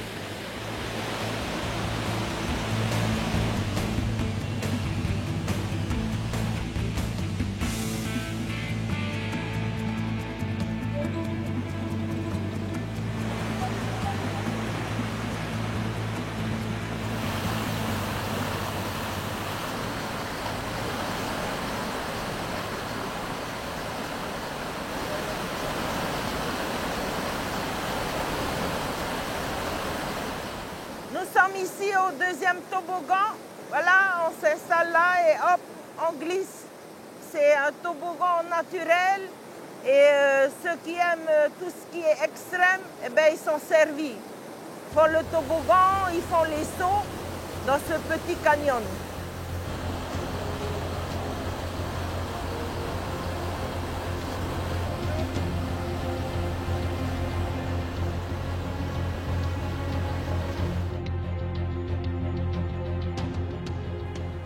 En redescendant, Angelina attire notre attention sur un produit cosmétique très naturel, un gingembre bien particulier. Ah ben là, nous avons le haut puits shampoing. Et donc, on utilise pour se faire un bon shampoing. Quand tu presses, tu as du gel qui sort. C'est le Rea Moiruru, celui dont l'inflorescence est utilisée pour, pour extraire le liquide visqueux qui sent bon, qui permet de se nettoyer le corps ou les cheveux. Donc ça, ce gingembre-là, c'est une introduction polynésienne. Donc il n'était pas là avant l'arrivée des premiers Polynésiens. C'est les premiers Polynésiens qui l'ont emmené pour différents usages médicinaux ou cosmétiques. On connaît plus facilement l'intérêt cosmétique de la plante pour les cheveux, le soin du corps et la bonne odeur. Les gens adoraient les plantes aux bonnes odeurs. Le rhizome est peu utilisé, mais il était en médecine traditionnelle, que ce soit aux Marquises, que ce soit à Tahiti. Les premiers Polynésiens sont venus avec quelques animaux, c'est bien connu, généralement mieux connu, c'est pour ça que je commence par là, le coq, le rat polynésien, le cochon, le chien, mais ils ont ramené avec eux aussi une 60aine de plantes utiles en médecine traditionnelle, en vêtements, en construction, pour la cosmétique, des plantes odorantes. Donc le tiare Tahiti, il est dedans, le curcuma Rea Tahiti est dedans aussi. Et donc le gingembre, Rea Moiruru, il est aussi dans ce groupe de plantes-là. Et effectivement, là, on peut dire qu'il s'est naturalisé. C'est-à-dire l'homme l'a planté à quelques endroits, mais aujourd'hui, on le retrouve un peu partout.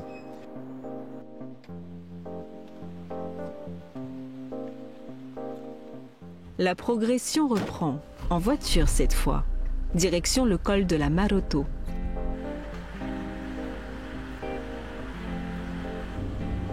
La route enlacée devient spectaculaire. On monte jusqu'à 800 mètres d'altitude.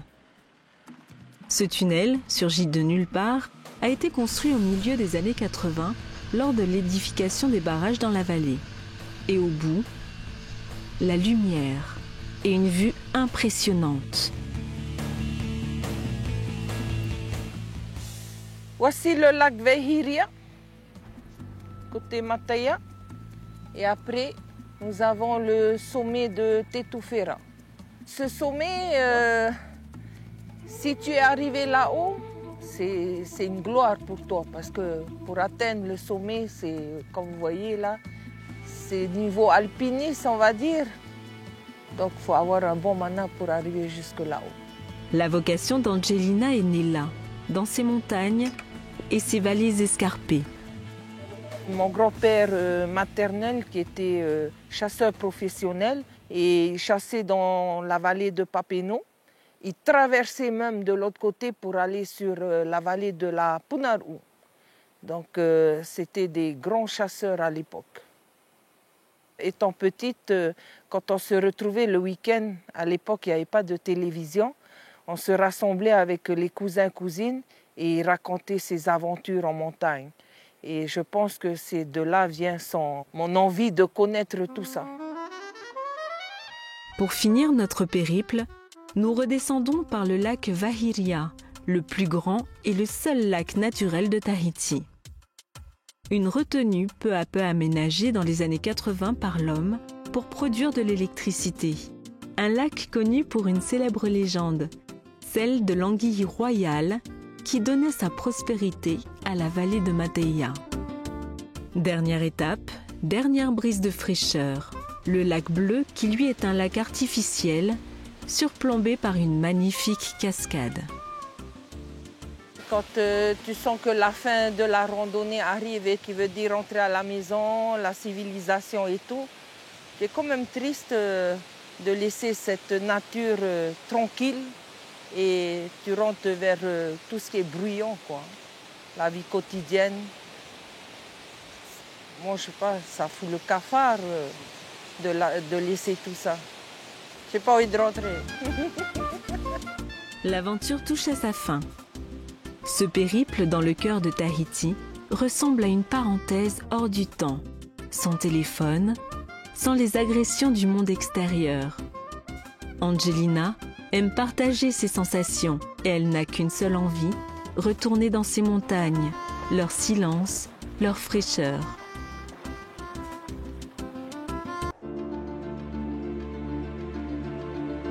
Tepari.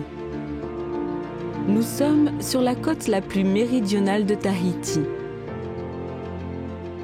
Ici, pas de lagon, la montagne se jette directement dans les eaux profondes. Pour preuve, la fréquentation des baleines qui chaque année s'approchent de la Terre.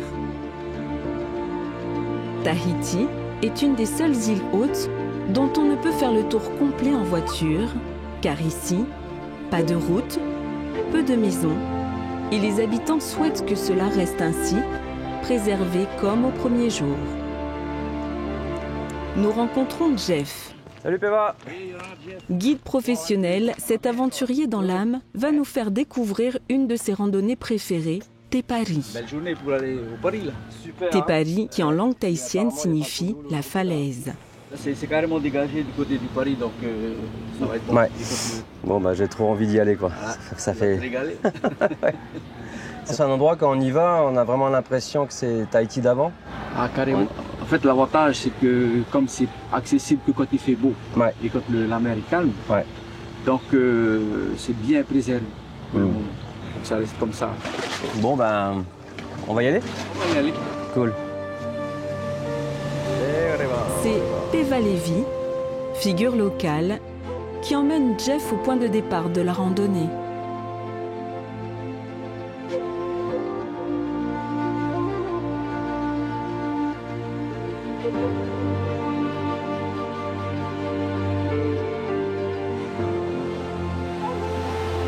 Passage obligé par la vague de Te Aupo, qui attire les surfeurs du monde entier et sur laquelle tous les regards vont bientôt converger lors de l'épreuve olympique de surf en 2024.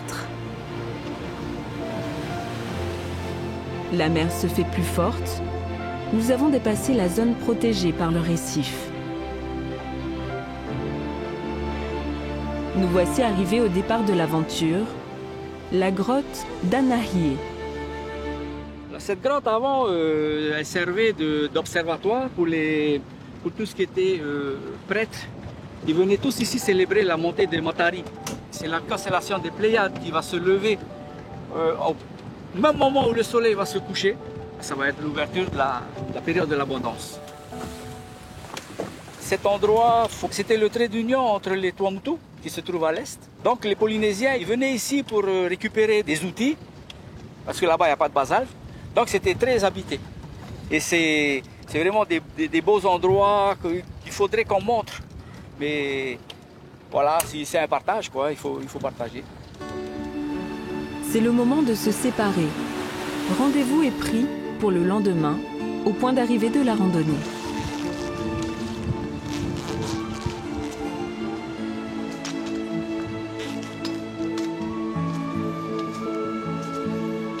Grotte Anahié.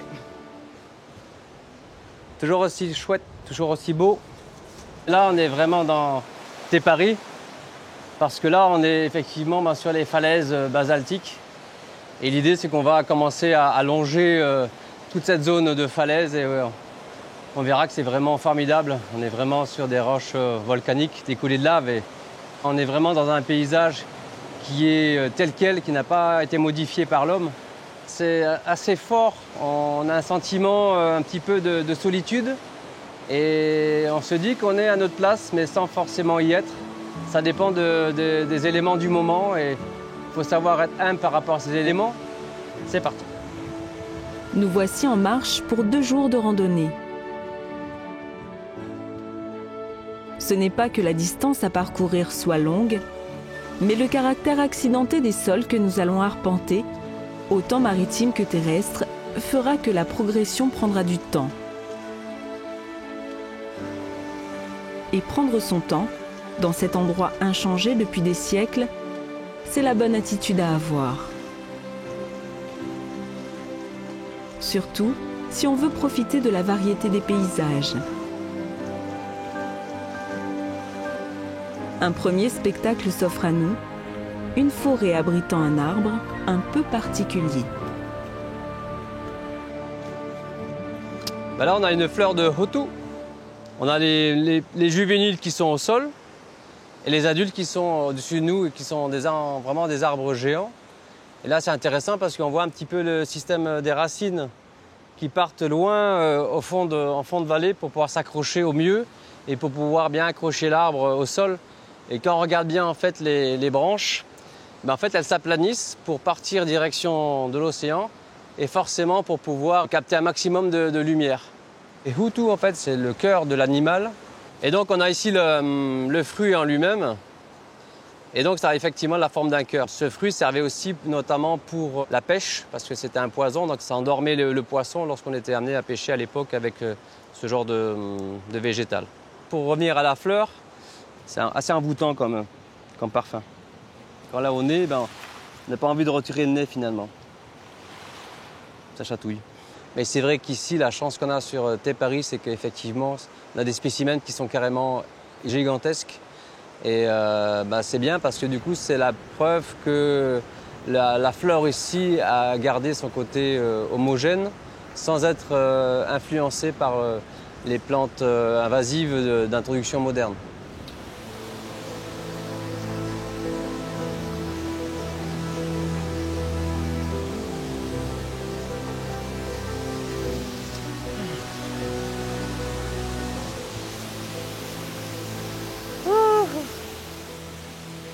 Voilà, donc c'est l'endroit où on va faire une petite pause.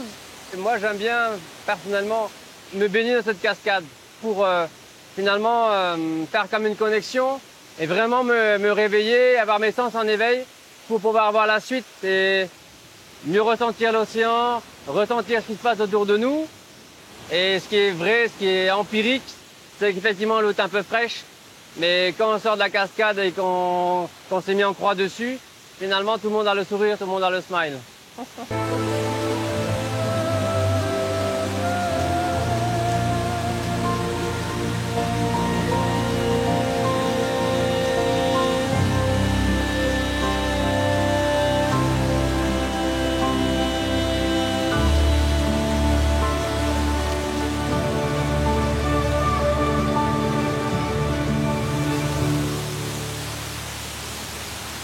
Ça y est, je suis comme un tout neuf, c'est à vivre.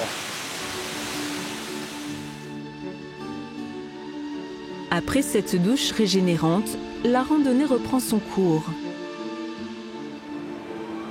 Les paysages se succèdent, le pas devient plus sûr et l'esprit s'élève. L'élément liquide est omniprésent. Voilà, donc là on est à un endroit un peu particulier. L'eau sort directement de la roche et du coup elle est hyper fraîche et forcément elle est filtrée. Et donc c'est un endroit un peu magique aussi parce que finalement si on a besoin de boire, et on sait qu'à cet endroit-là on peut remplir nos bouteilles et c'est ce qu'on conseille aux gens qui viennent avec nous.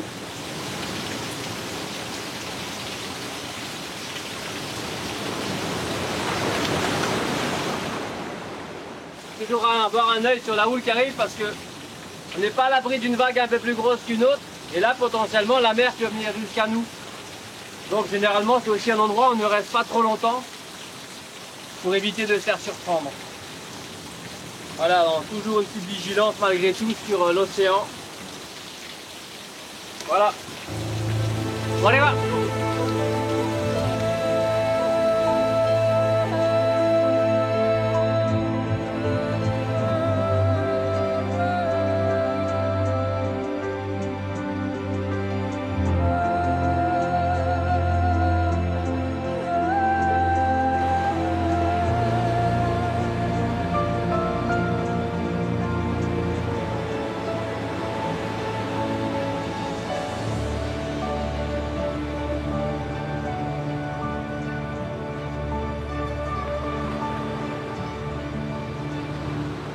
Et on a tendance à remercier le avant, le pendant et l'après des passages un peu techniques. Parce qu'à tout moment, finalement, la nature pourrait être forte et on pourrait avoir un petit souci. Donc, remercier, c'est vraiment se connecter avec la nature, c'est essayer de faire qu'un et avoir ses sens en éveil. L'oreille, la vue, l'ouïe, même à la limite le toucher. Et l'idée, c'est vraiment de faire un pour savoir si on pourra aller ou pas. Parce que, quelque part, il faut le sentir. Il faut le sentir, et c'est pas anodin des endroits comme ça. Et merci. Maruru. Roa.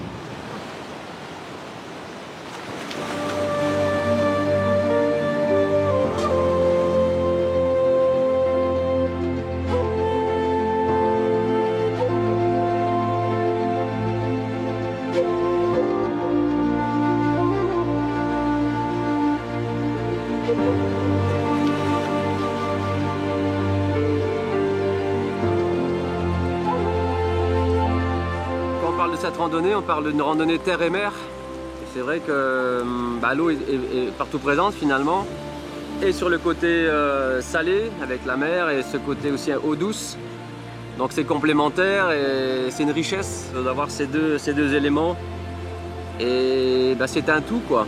Plus après cette nature luxuriante autour de nous, aucune habitation, aucun humain, c'est rare de voir des gens ici. Et c'est vraiment ce qu'on peut rechercher lorsqu'on vient à cet endroit. Finalement, même sur l'île de Tahiti, on ne peut pas forcément croire qu'il y a des endroits encore comme ça qui existent. Mais c'est bien d'y venir parce que pour le coup, on n'a pas forcément besoin de prendre l'avion pour être vraiment dépaysé. Donc c'est un bel endroit pour des bons moments.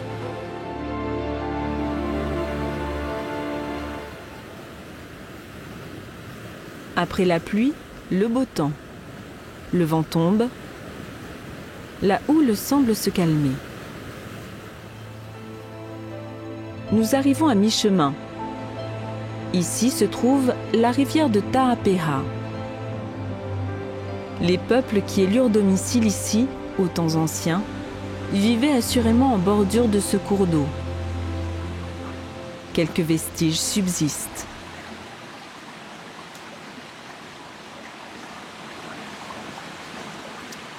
Nous voilà donc devant la pierre de naissance. On appelle aussi la pierre d'accouchement, mais à l'époque pré-européenne, les Polynésiennes accouchaient plutôt dans l'eau ou plutôt accroupies ou suspendues. Donc cette pierre de naissance, finalement, c'était plus une pierre qui allait permettre le travail de la femme lorsqu'elle a, peu avant l'accouchement, pour au niveau des contractions, pour qu'elle ait une position adaptée. Mais c'était aussi, ça servait pour ensuite le bain du nourrisson, du nouveau-né, lorsqu'il venait de naître. Et donc on voit un peu ces formes qui sont quand même assez uniques. Ici on peut mettre les bras, et même si on met la tête comme ceci, qu'on pose, on a une seule chose qu'on a envie de faire, c'est de dormir finalement. Donc je vais faire une petite sieste.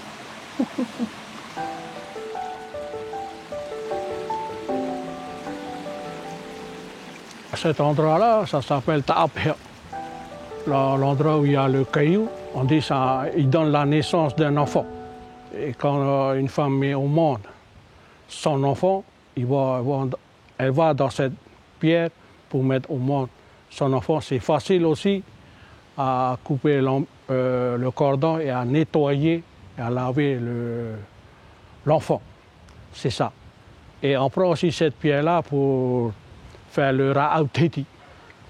C'est un prêtre ou c'est une prêtresse qui vient préparer le ra'au pour la naissance aussi de l'enfant. C'est comme ça, dans la vie d'un Maori. Au temps de nos tupuna, c'est ce qu'ils font. C'est primordial ça, l'eau. D'après la tradition orale, les femmes en train d'enfanter avaient à l'époque un autre allié dans la nature, le Tumu-Mapé. Cet arbre majestueux que l'on nomme aussi le châtaignier tahitien avait deux fonctions. Le Tumu-Mapé, c'est qu'on voit derrière nous deux, hein? Il y a des racines. Et quand la femme met au monde un enfant, on n'a pas d'hôpital, on n'a rien. Hein? Il va dans les racines, au milieu du tronc, il met son dos sur le tronc. Elle s'accroche sur les racines pour pousser, amène au monde son enfant. Il y a aussi pour le Tumu-Mapé, c'est pour se reposer. un arbre, et ça te donne la force. Pour moi, quand tu es trop fatigué, tu vas autour d'un arbre et tu t'accroches. Et lui, il va te donner la force. C'est à 100%.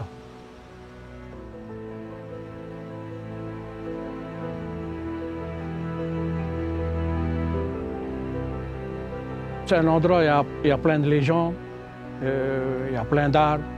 Lorsqu'il y a une rivière, il y a toujours des gens qui habitent juste à côté. C'est pour l'eau, c'est pour la vie.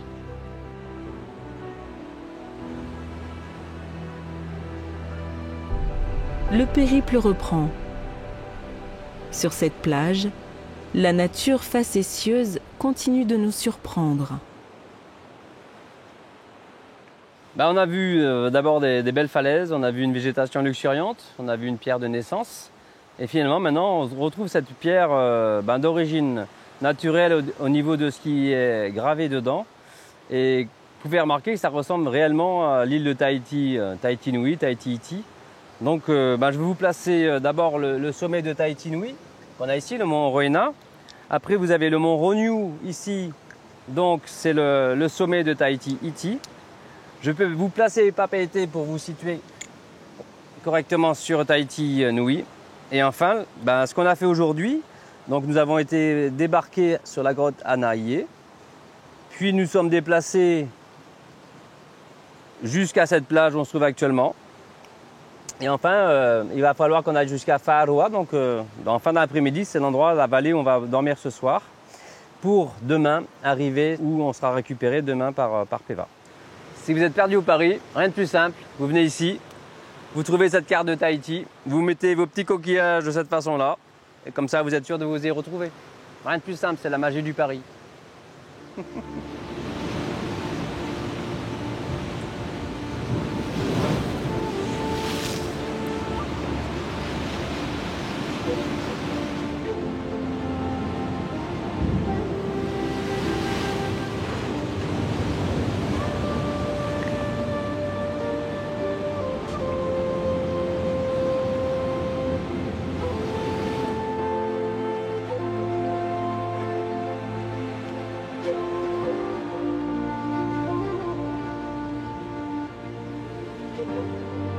Nous arrivons à la rivière de Fa'aroa, où le refuge, ouvert à tous les randonneurs, permettra de passer la nuit à l'abri des intempéries.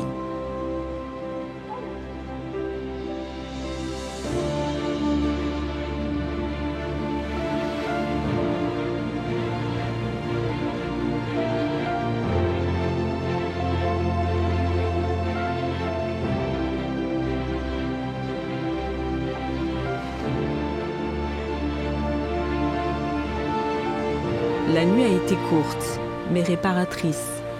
Pour se réveiller, rien de tel qu'un bain dans l'eau fraîche de la rivière. C'est l'occasion pour Jeff, après plus de 10 ans à sillonner les chemins de Polynésie, de revenir sur le métier de guide de randonnée. On fait partie d'un tout, et c'est cette reconnexion ou cette connexion, ça dépend pour qui est importante, et c'est ce qu'il faut faire en fait pour, des fois pour être aussi bien mieux dans sa tête aussi ou dans son corps. Et c'est réellement une satisfaction de la personne de pouvoir se dépasser soi-même pour aller plus loin et devenir à la limite plus autonome. C'est vraiment une démarche qui est vraiment complète, quoi. Il y a le côté physique, il y a le côté toute cette nature autour de nous et ces échanges humains qui sont aussi primordiaux. Les gens parlent entre eux, ils échangent avec de leur vie, même des fois ça peut être assez intime, des échanges assez intimes sur une vie privée. Et on peut avoir des personnes qui sont aussi peut-être un peu pas bien dans leur tête à ce moment-là où ils font cette démarche, et ça peut aussi déboucher sur des moments où on va être mieux, quoi. Et l'idée c'est vraiment de faire partager ma passion aux autres.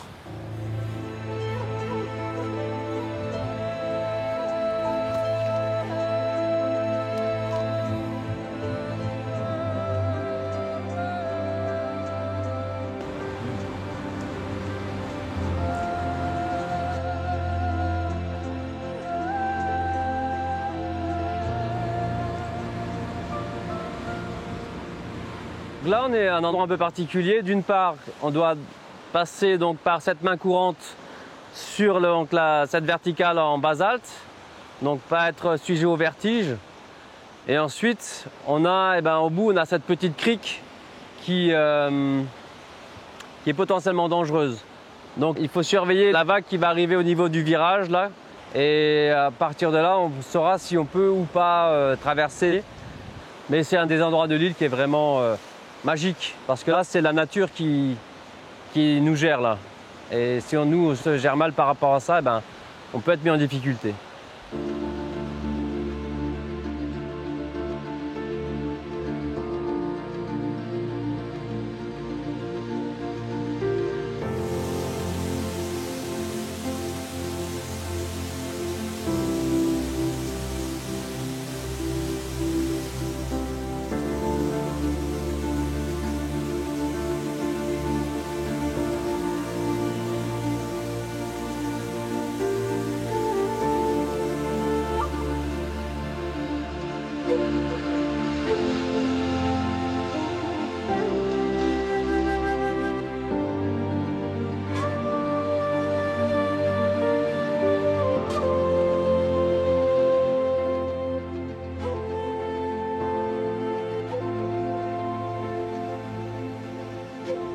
Voilà, là on est sur une zone de Raoui.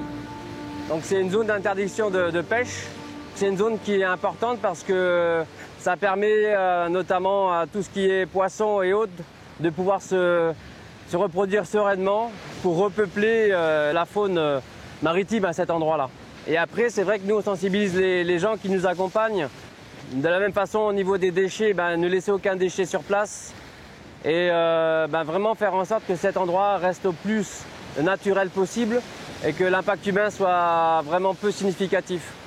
C'est vraiment pour les générations à venir, c'est important parce que malheureusement, il n'y a plus beaucoup d'endroits tels que celui-ci à travers le monde finalement. Et c'est bien de savoir que ça existe et que chacun a un rôle à jouer. Chacun peut être éco-citoyen pour respecter ce genre d'endroit.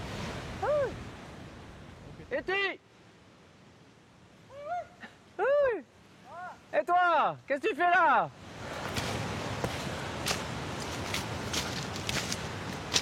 Alors, copain. Comment ça va, Jeff? Et toi?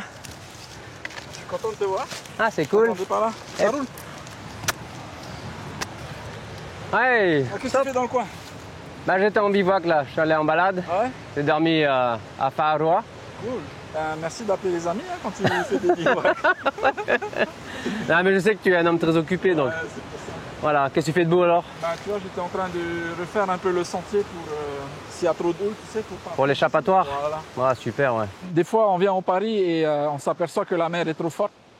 Et du coup, ce chemin nous permet de regagner le dernier ponton en toute sécurité, on va dire. Alors, je viens dès que je peux pour entretenir ou pour essayer de découvrir de nouveaux endroits. On ne me le demande pas, mais je pense que ça simplifie la vie de beaucoup de randonneurs d'entretenir un minimum les sentiers.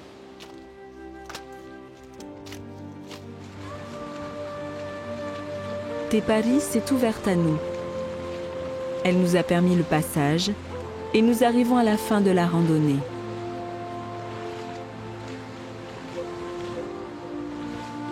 Un souhait que je pourrais avoir pour la randonnée en Polynésie, c'est que la randonnée soit plus facile pour ceux qui veulent s'adonner à cette activité, que l'accès aux vallées soit des fois un peu moins compliqué pour que s'apercevoir que ça peut devenir addictif. Et pour le coup, c'est une bonne addiction. Et l'idée, c'est que vraiment chacun puisse y goûter à la randonnée ici pour pouvoir y aller de temps en temps pour se régénérer, pour se sentir mieux, se ressourcer. Parce que c'est vraiment un endroit qui s'y prête ici en Polynésie.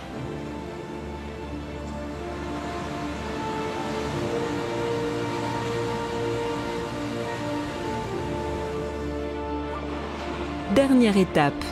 Lorsque la houle le permet, le petit défi que l'on peut se lancer à soi-même, c'est le passage de l'Arche. Il faut bien sûr profiter de la vague et plonger sans hésiter. Une belle façon de terminer les 2 jours de cette randonnée sublime. Merci Tepali.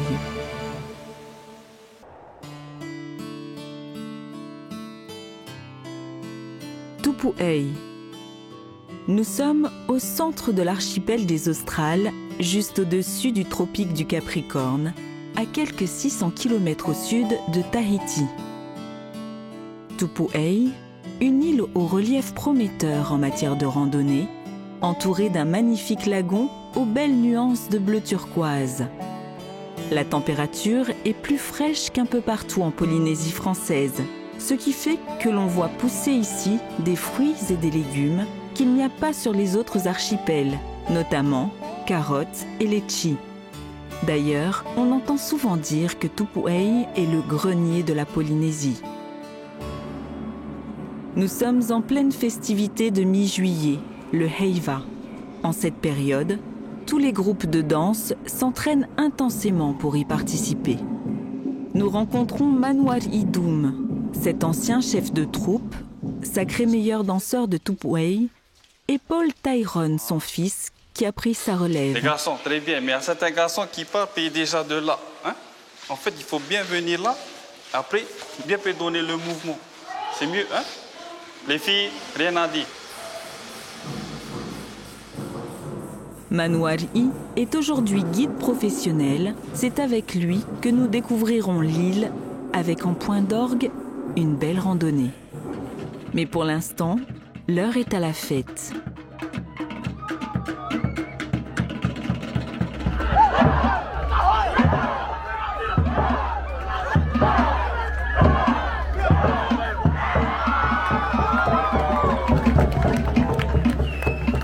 Durant 2 semaines, tous les habitants de l'île participent au défilé.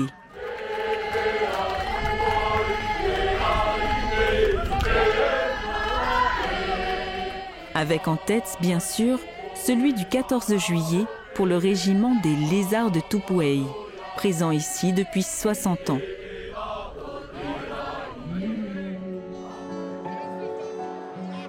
À l'occasion d'un repas collectif offert à toute la population, divers concours sont organisés. Tressage, confection de la popoi de taro, levée de pierre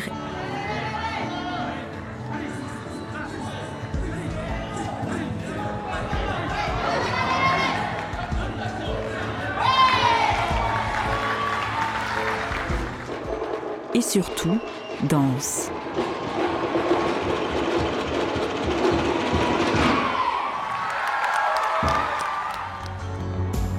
Nous retrouvons Manwar I, avec qui nous allons faire une des plus belles randonnées de Tupuai.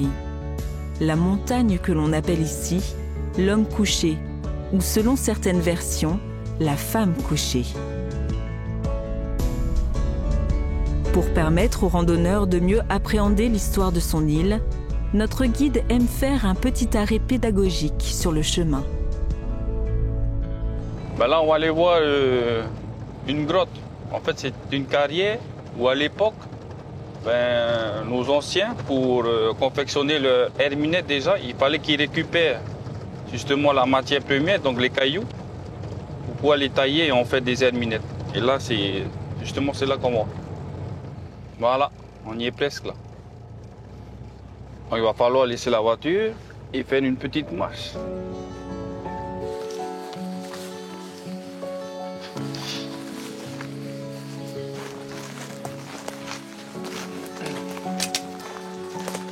Philodendron, pas bon ça.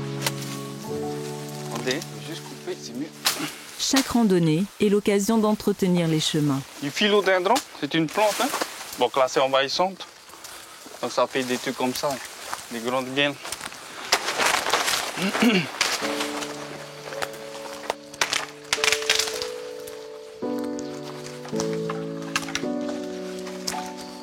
Voilà, la grotte elle est là.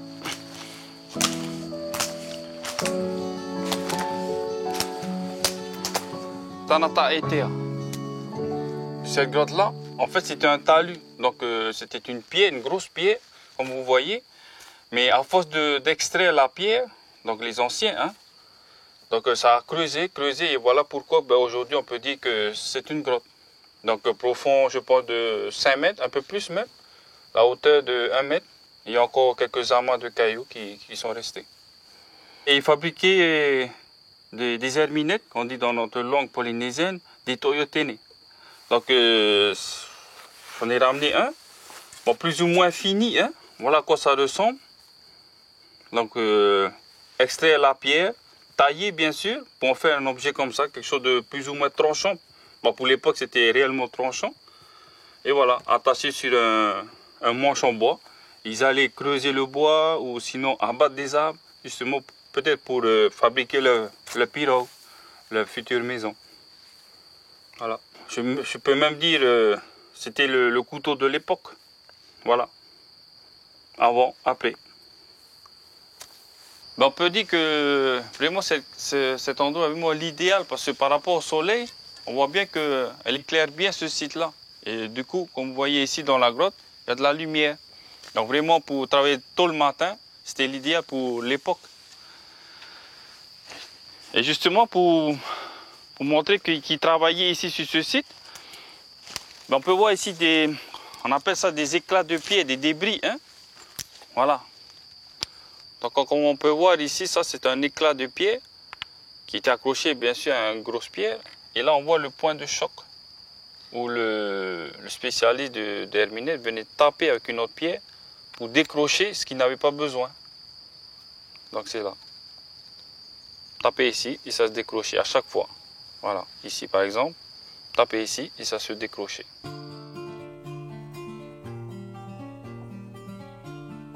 Les premiers habitants de Tupway arrivèrent au XIe siècle environ, venant très probablement de Tahiti. Avec l'aide de Manouari, un archéologue, Emeric Herman, a réalisé plusieurs fouilles à Tanataitea, dont la dernière en 2010. Ce qui est intéressant avec ce site, c'est justement qu'il s'agit d'un site de travail de spécialistes. C'est quelque chose qui est important pour comprendre l'évolution des chefferies polynésiennes. Souvent, les tailleurs de pierre sont des spécialistes avec des savoir-faire uniques qui étaient embauchés entre guillemets par les chefs, par les ari. Au-delà de la fabrication pour des raisons utilitaires, on a aussi un aspect symbolique. Certaines de ces herminettes, notamment les plus grandes, généralement emmanchées sur des manches décorées assez majestueuses, pouvaient être des objets d'échange qui étaient utilisés par les élites politiques comme des objets chargés en mana, fabriqués par des spécialistes qui viennent d'un territoire particulier, d'une roche particulière qui constitue la lame, et qui pouvaient être utilisés lors d'échanges cérémoniels ou lors de cérémonies particulières, de mariages, ou pour sceller des alliances politiques entre les différents chefs qui, effectivement, se connaissaient d'une certaine manière, puisque tous les Polynésiens viennent à peu près de la même région, dans le centre du Pacifique. J'ai pu identifier des herminettes qui venaient des îles Marquises, donc on a pu mettre en évidence que les communautés de la région étaient en contact les unes avec les autres, notamment par des relations entre guillemets diplomatiques entre les chefs qui occupaient les différentes îles dans la région à longue distance. Ce qui est intéressant sur ce site, c'est qu'on retrouve des pavages qui correspondent à ce qu'on appelle en général en Polynésie des paipais, et des murs de soutènement. À proximité, on retrouve un certain nombre d'amas d'éclats, donc des accumulations de déchets de taille, en fait, qui correspondent à la marque dans le paysage des ateliers de taille anciens. Là, on a une date qui remonte au XIIIe siècle, et ces ateliers se sont répartis sur une surface d'environ 3 hectares. Donc c'est un site assez grand. On voit bien qu'ici, c'est vraiment le filon. Et selon la formation de notre île, Tupway, il y a eu 2 volcans. Le premier, qui est aujourd'hui représenté par le mont Taitan, le point culminant de notre île, 422 mètres. Et le second volcan, bien après, donc c'est l'homme couché. C'est un filon d'ici, à Tanataitea, jusqu'à l'homme couché. Tanataitea. Après cette incursion dans le passé, nous reprenons quelques instants notre véhicule pour faire halte sur un autre point névralgique de l'île, le RSMA. Régiment du service militaire adapté, 3e compagnie. Un tout nouveau capitaine vient d'y être affecté et c'est l'occasion de venir le saluer. Je suis en gosse. Non, Somni. Non, bon après-midi à tout le monde. Merci. En place. Tout l'ensemble. Bon. Rampez.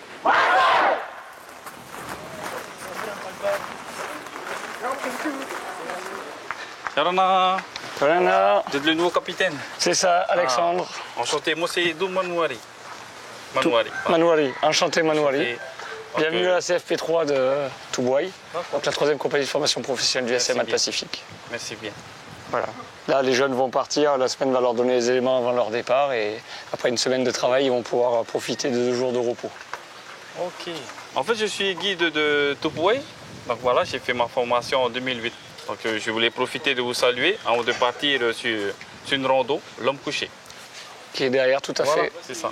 Donc, vous voulez faire le tour des lieux? Ah ouais, avec plaisir alors. Alors on vous amène voir le Fapou, où tout pousse, y compris le café que l'on boit tous les jours au bureau. Eh bien dis donc, on n'achètera plus de café. C'est ça, le café et le miel de Toubouaï également. Ah. Au sein de la compagnie, donc, notre but c'est de faire de l'insertion socio-professionnelle des jeunes Polynésiens en difficulté à travers différentes filières de formation. Ici à Toubouaï, on leur apprend une filière maraîchère, on leur apprend ce qu'on appelle le pilote lagonaire pour être patron de pêche et pouvoir amener des gens en sécurité en bateau. On leur apprend également les métiers de la bouche avec la restauration collective pour pouvoir travailler dans les restaurants. Le but, c'est qu'au bout de leurs 6 mois de formation qu'ils passent en notre sein, ils arrivent à s'insérer et à trouver un travail. Nous sommes présents dans tous les outre-mer appartenant à la France, que ce soit les Antilles, la Réunion, la Polynésie, la Nouvelle-Calédonie. Et avec des entités comme celle-là, à droite, à gauche, on accueille les populations locales pour les aider en cas de difficulté. Par mimétisme, certains trouvent les valeurs militaires correspondantes à ce qu'ils recherchent et du coup signent un contrat à ce moment-là. Mais on n'est absolument pas là pour recruter. Merci pour ces jeunes en fait. C'est ça. Hein. Ouais. C'est très intense et les rapports avec la population sont très chaleureux. C'est authentique. Je suis arrivé qu'il y a que 5 jours, mais il s'est passé déjà tellement de choses. Mais les 2 ans vont passer trop vite malheureusement. Après cette petite visite impromptue et l'accueil chaleureux du capitaine, il est temps de gravir la montagne. Une montagne dont le nom fait débat. En effet, si certains la nomment l'homme couché, d'autres ont une version plus féminine à proposer. Nous avons rencontré un des gardiens du savoir ici à Toubouaï, Tonton Jacques. Cet ancien instituteur, passeur d'histoire et détenteur des secrets de l'île, nous expose sa vision des choses. Ici, à Toubouaï, le créateur, notre Dieu créateur, a créé un moaï sur notre île de Toubouaï. Et ce moaï est là, devant vous. Avec là, la tête, le nez, la bouche. Vous voyez la bouche? Le menton. Ensuite, le cou. Les seins, le ventre, et jusqu'au bout, vous pouvez voir les pieds. Vous voyez? C'est un moaï couché, et c'est une femme enceinte qui s'appelle Hine Moe Te Aroiterai. Hine Moe Te Aroiterai, ça veut dire la femme couchée, la face tournée vers le ciel. C'est celle-là alors. Hinemoe te aroitere. Les pieds, ce sont là. La tête ici. Et c'est une femme enceinte. Retrouvons Manouari. Après quelques dizaines de minutes de marche, la forêt s'épaissit et petit à petit, la végétation se simplifie. Ici même, comme dans tous les archipels, la direction de l'agriculture a entamé la plantation de conifères dans les années 70. Aujourd'hui, les arbres sont arrivés à maturité et la forêt commence à être exploitée.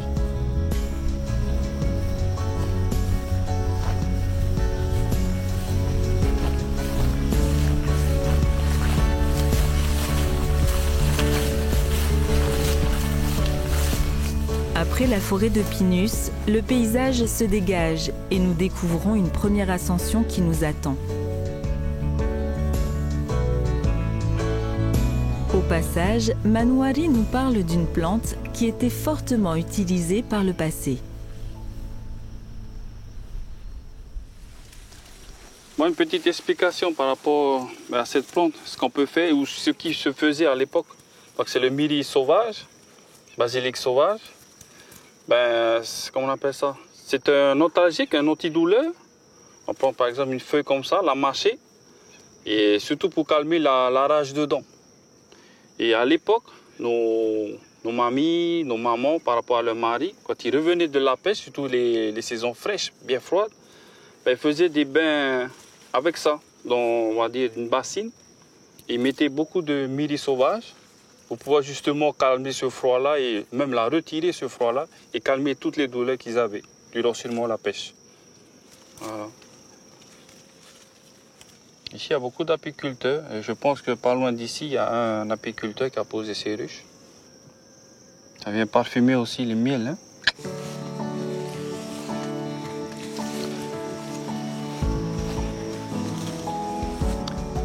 Bon, là, nous sommes, on va dire, à la première roche. Et comme vous voyez, ici, ça représente en fait le montant par rapport à l'homme ou la femme couchée. Ça dépend des versions qu'on nous donne. Et son nom est Tonarutu. D'une durée de 3 heures environ, la randonnée de la femme couchée est assez intense. Même si cette ascension reste accessible aux profanes, il est plus prudent d'être accompagné par un guide professionnel pour d'une part trouver son chemin et d'autre part savoir où poser son pied ou sa main. Sauf si on est déjà aguerri. Yorana. Hey Yorana. Allez, mettez-toi. Tu redescends là? Non, là je monte. Tu montes aussi? Oui, voilà. Ok. Et pour toi, c'est quoi ça? C'est pareil, petite balade du matin. Balade du matin. Ouais. Eh ben, dis donc, ce petit café là. C'est ce petit café là. C'est joli, hein? C'est magnifique. Franchement, super belle île quoi. Je suis monté au Terita, c'est magnifique, le lagon est magnifique. C'est cool quoi. Les gens sont adorables, c'est les Australes. Donc belle découverte. On profite des paysages. Super. Bon, bonne continuation. Bonne journée. Je pense qu'on va se voir en haut. Ouais, on se voit là-haut. Allez. Il n'y a pas beaucoup de monde qui fait cette randonnée-là. Hein. Mais voilà, comme on vient de voir, il y a un gars qui vient de passer, Elliot. Et on voit bien que c'est quelqu'un qui aime marcher, tout ça, et qui aime les grandes randonnées comme celle-ci. Assez sportif cette rando. Et comme vous voyez derrière moi, ça tombe déjà à pic. Donc voilà. Elle dure en ascension pas très longtemps, mais oui, c'est du costaud. Il ne faudra pas venir tout seul, sauf si on est quelqu'un qui aime ça et qui a beaucoup d'expérience dans le domaine des randos sportifs. Sinon, il vaut mieux prévenir, c'est mieux aussi. Quand on prend cette rando, il vaut mieux prévenir les personnes au village, comme quoi on fait cette rando, c'est au cas où. Ouais, il faut la mériter cette femme couchée. Hein. Il faut même arriver à la dompter.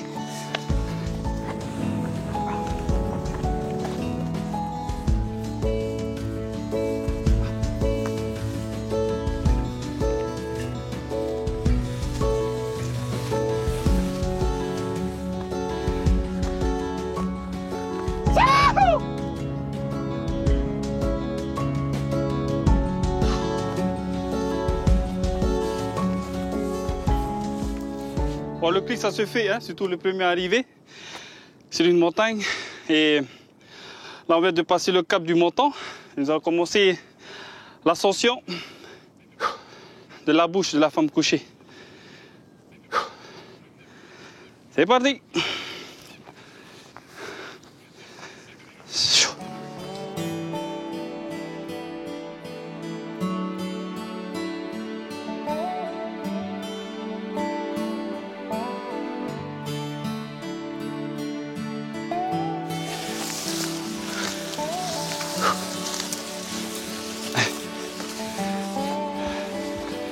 Cette montée-là,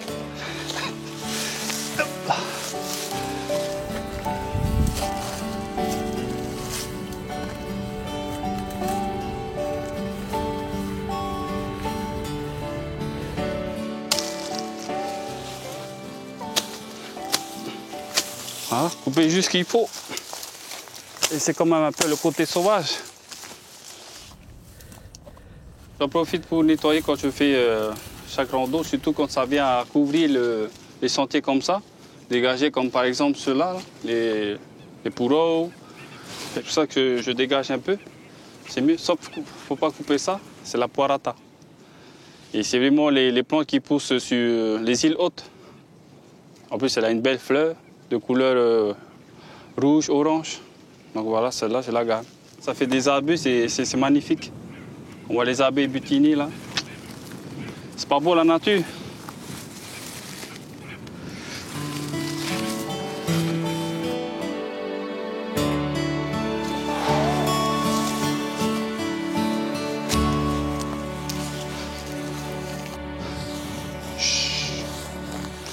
On va aller voir les paillons queue. Il y en a un là.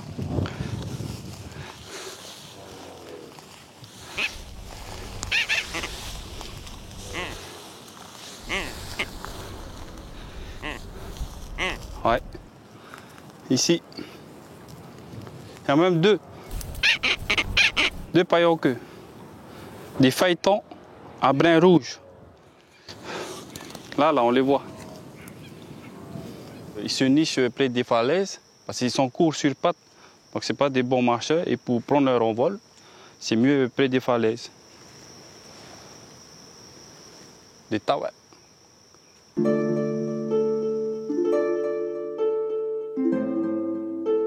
Les phaétons à brun rouge sont de grands voyageurs, des pêcheurs du grand large.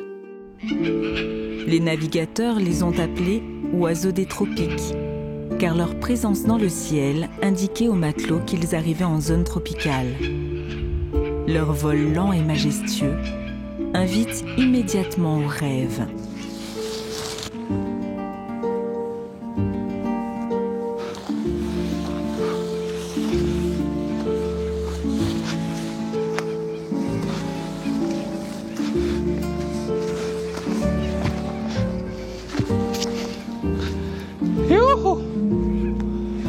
Voilà la beauté de Tupoué.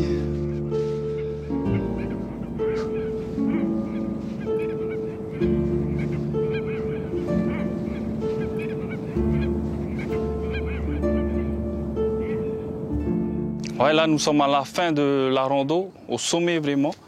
Et le sentiment qu'on peut ressentir, hein, c'est toujours un bon sentiment.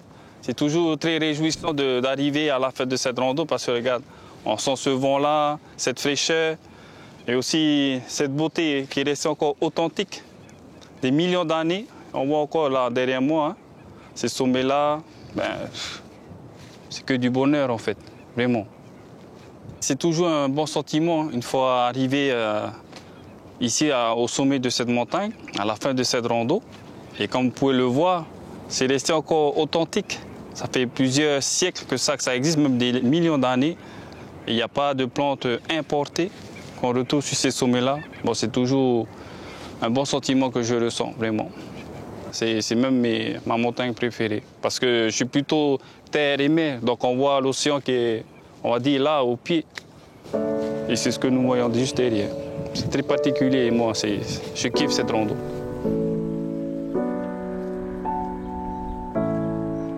J'ai le projet de relier en fait tout le visage de la femme couchée ou de l'homme couché parce que là, on s'arrête vraiment au niveau de la bouche hein, par rapport à la morphologie de cette montagne-là. Mais vraiment, c'est mon projet qui me tient à cœur, c'est de relier tout ça, toute cette rando-là. Mais il ne faut pas qu'il y ait d'accident, donc c'est de faire en sorte que la rando se fasse en toute sécurité en fait. L'idéal pour pouvoir relier toute la rando, toute cette partie, comme vous voyez derrière moi, c'est une falaise. Donc la franchir comme ça directement, c'est très dangereux. La mieux, c'est de contourner cette falaise, donc c'est de partir en contrebas.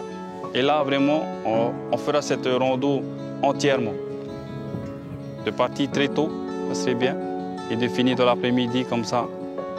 On aura fait tout le visage de la femme ou l'homme couché.